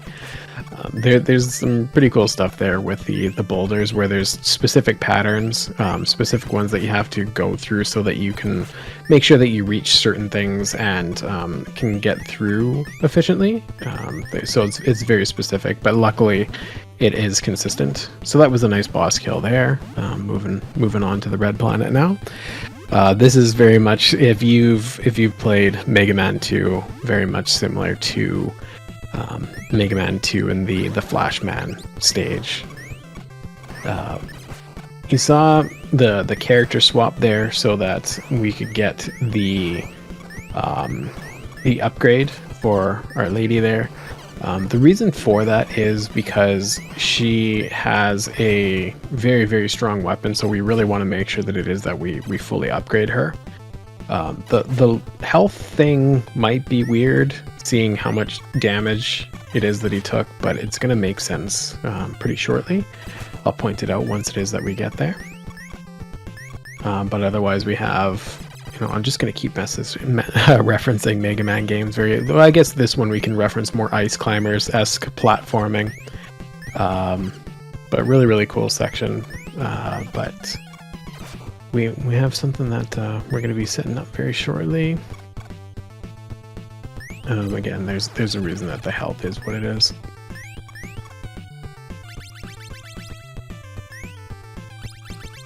And making it through quite well there. Kind of closing in that gap just a little bit there. Oh yeah, there's a rocket. Okay, so there's the death. Now, what happens in this game is during certain screen transitions, if you die and you're being carried by something, in this case it was that boulder, you'll keep on going through the screen. The game will just keep pushing you, and it's they're different checkpoints depending on what the level is, but it'll just keep pushing you throughout the level. I can't remember the exact logistics as to why, but yeah, it'll just keep pushing you throughout the stage and warp you to the next point, which in this case was the boss. And that boss is the first instance of where it is that we saw that incredible power of that spirit bomb kind of thing. It's really, really difficult to control, but once you get used to it, the value in it is just tremendous. Oh no, unfortunately missing that death warp there. It's a very specific spot where you have to jump from, get hit, and make sure that it is that you catch the boulder in time and get shot right above that pit. Like, that timing is really, really tight. So that's definitely something where it's like, even no matter the experience of the runner, that's just a brutal trick to have to do. That kill with her there is really, really rough. So that was really well done with that little spirit bomb there. One of the big things is that you have to control it to hit certain parts of that tank, and those certain parts have to get damaged in a certain order and everything like that. And in particular in hard mode, like you don't really have more than one shot at trying to be able to kill it. So that's the experience of the hard mode running coming into play there, because it's a super, super tight fight. Also well done there by Sidetrakkd. We're going to see some of the really cool tech on this planet. Now we see Dave on this kind of prison area we'll be going through. It's kind of maze-like. We're going to be going through and seeing some cells and kind of doing some rescuing and fights. So this is a fairly lengthy stage. There's a lot that's going on around here. So if you're kind of getting lost and not quite sure where they're going, don't worry, you're not alone. There's a lot to remember here. But there's some really cool tech that we get to see in our little rescue escapades. There we go, nice death warp on Sidetrakkd screen as well. That was another one of those instances of just this screen transition there, being able to get killed at just that perfect time, and that was a really, really good boss fight, so really well done there. There are spots in, like, say you see on Dave's side, the bosses where there's like safe spots for you to be able to take them out with relative safety, so that was really well done. But you kind of have to juggle and switch around. I believe that fight is like it's something where if you play it the same way, it's gonna always play like it's a consistent type of fight.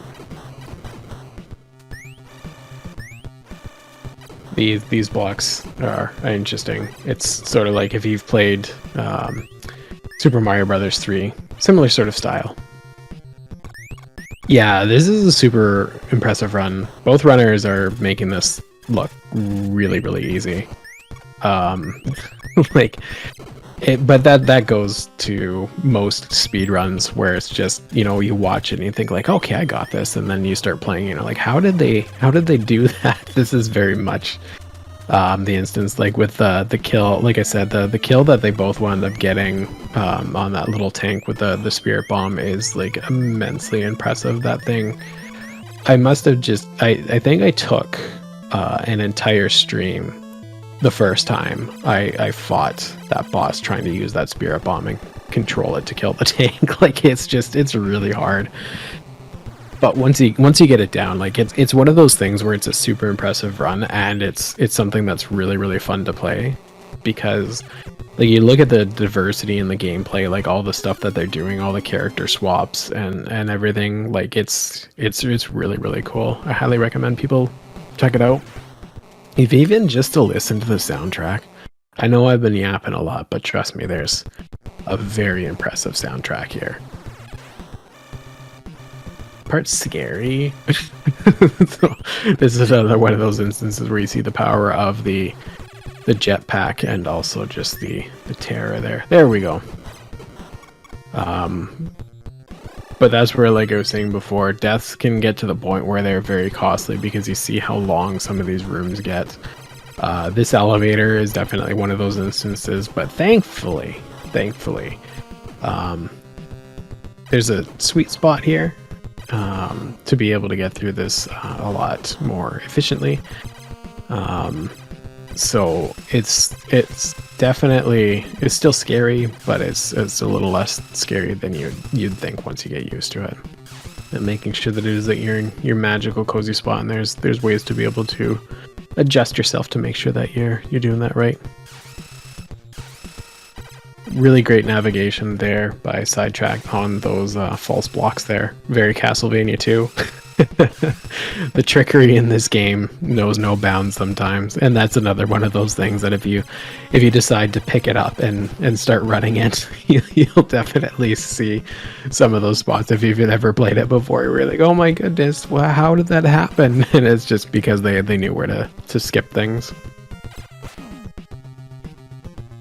These elevator sections are actually I know that this is kind of like a controversial thing to say in speedruns, but I know myself, I actually really like auto-scrollers in speedruns. I know a lot of people don't agree with that, but I really do love auto-scrollers in speedruns, especially when they can be optimized. I think it's really, really cool. But I like these sections. Both of them handling this really well there.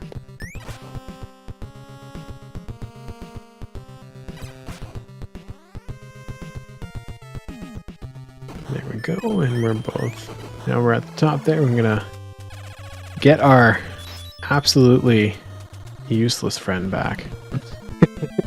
I think I can't remember exactly in this mode, but I'm pretty sure that this character like only gets used once in hard mode. I'm not sure if there's a difference here, but he's just sort of there.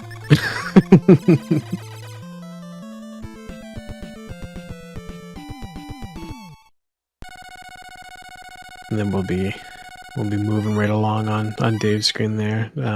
Sidetrakkd not too far behind on the elevator there. They're getting close to being in the same spot, and the next sections here are like lengthy, more difficult screens. So any deaths can be equalizers pretty quickly. There are definitely some really rough spots. So we'll see. Obviously, always wishing every runner the best, but we'll see what winds up happening. That was really well done. The timing on some of these spots in the junk area is very scary. Luckily, as you can see from the chaos of this screen, not having one-hit deaths is welcome, with the equivalent of the Mega Man 2 drills. Because there's a lot going on there, and that timing is frightening, and given how long it is. There we go. We get our instance of our little spread shot being quite useful here.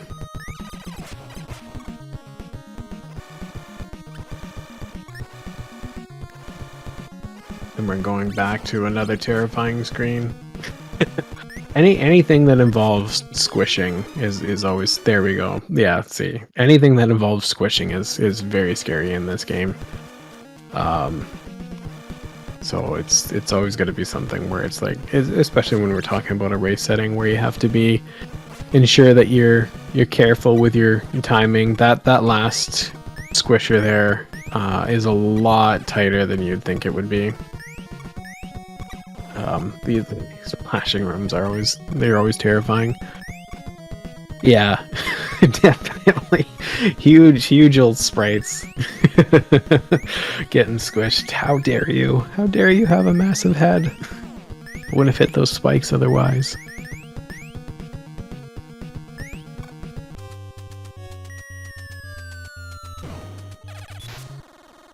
It's almost got through those little centipedes there, or whatever the claw things are. Almost damageless. That would have been pretty cool to be able to get.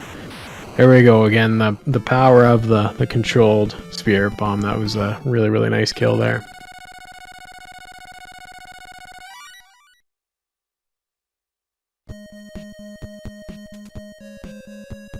For those who haven't seen the game, the end of this game actually winds up with a very long kind of shmup auto-scroller type thing. So they really have to be careful on that section there. Because again, like if you die on some of those sections, like my goodness, can time add up pretty quickly.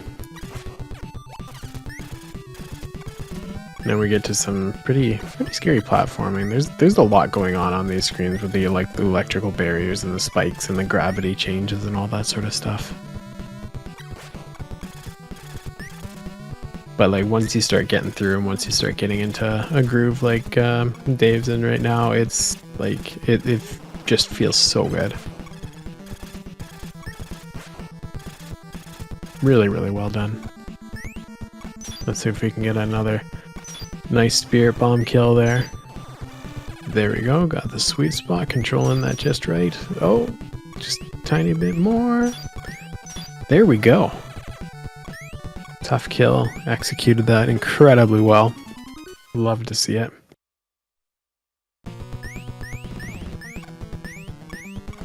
Oh, how we loathe spikes.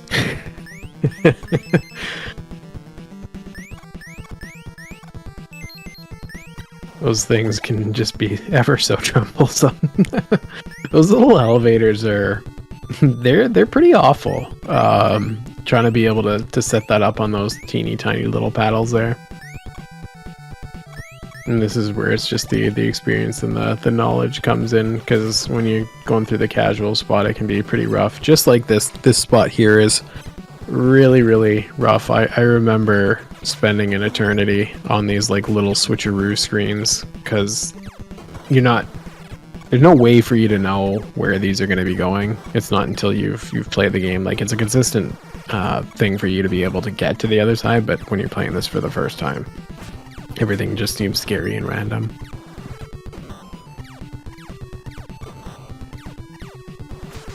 Here we are, moving right along. Moving back to some Battletoads. That's the fun stuff right there.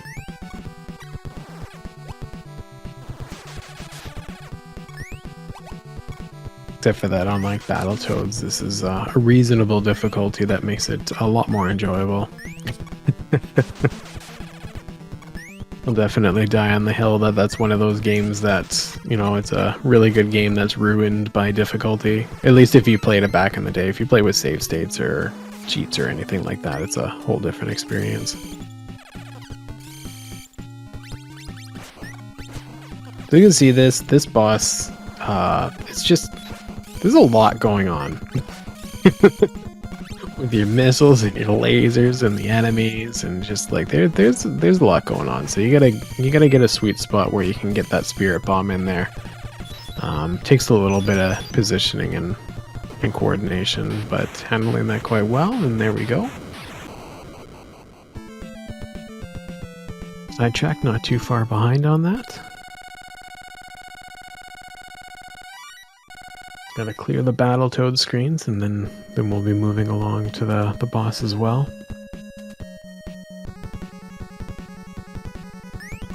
Now we're on to the escape. This is the shmup. A very, very long shmup.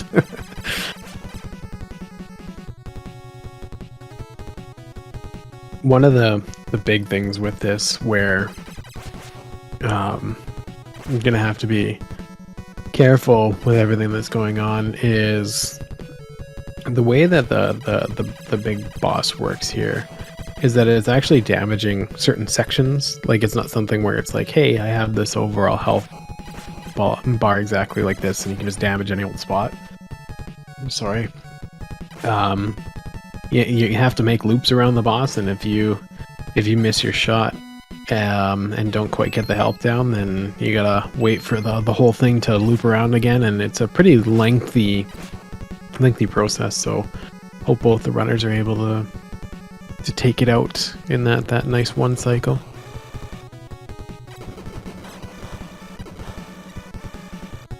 Got our Mario tubes closing on in.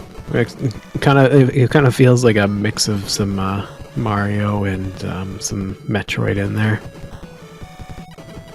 When you're going through Turian.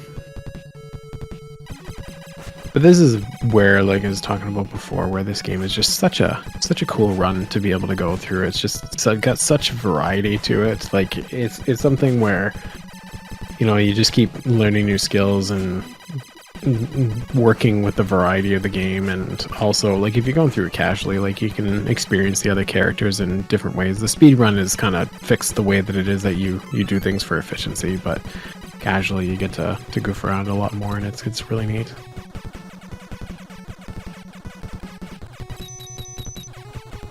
Now we have our Gradius boss.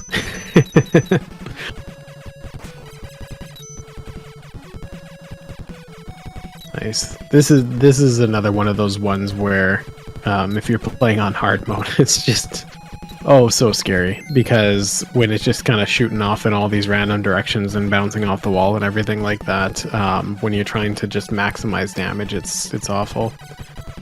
But this is where you see with Dave also has to be careful, because health management is important, because that spot, it's easy to die against that boss if you're not paying attention, and having to mash and like break down those arms and everything like that again, it takes a while. So that was really well done.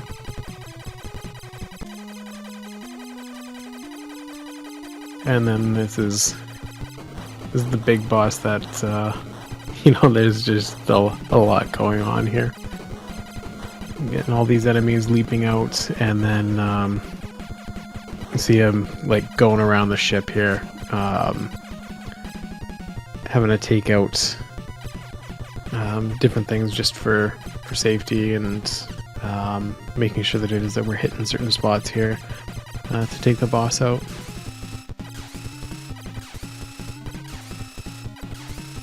And you can see there's just a lot going on everywhere. So many shots, so so much. There we go.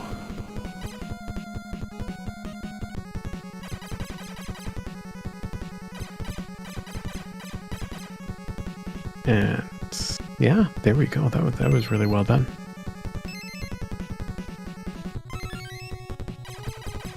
Getting that nice health refill. Luckily, the game is pretty generous with being able to get you some health refills. Now Dave's just on the last little stretch here. This spot gets pretty tight with your flame wall and the bombs and everything that's going on there. And there we go. That's time for Dave.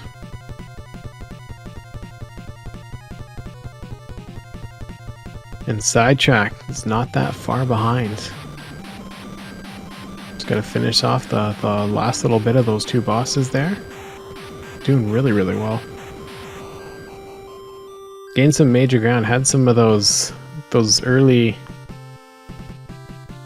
bonks there that took some lives, but gained some massive ground there. That was really, really impressive.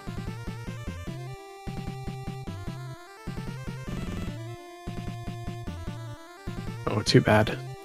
See, that's what I was talking about before, where it's like you have to be careful in terms of like the health management and the positioning and everything like that, because if you like you got to worry about making sure that you're paying attention to what's going on between you and the boss, just because if he had taken any more damage there, then he would have died and had to redo all of it. So it's better that just take out most of it, and then just wait the cycle out and just safety. So that was a really, really smart move there. Really, really smart move. And then now we're going to see the quick little mash to take out the last little bit here, and then we'll be... Oh no! That's too bad. That's okay. That's okay. Get another round at that, and I'm sure he'll do really well. Get it this time. Hype him up there. I know he's going to be able to crush that. But like I said before, like this, it's a tough game. There's a lot to consider. Like even when we're not talking about the constraints of hard mode with the one-hit deaths, like normal is it's no slouch either. Like there's a lot that can take you out pretty quickly. And especially when we're talking about something like, say, the no turbo type thing, is like it's because there are certain spots where you have to shoot a ton, you have to hit a lot. Like there's no slouch on the mashing side of things. There we go. That was really, really nice there. So now we're gonna see the last little bit with the alligator fight as well. Get that health drop and that health pickup, and I'm sure that I'll absolutely dominate this.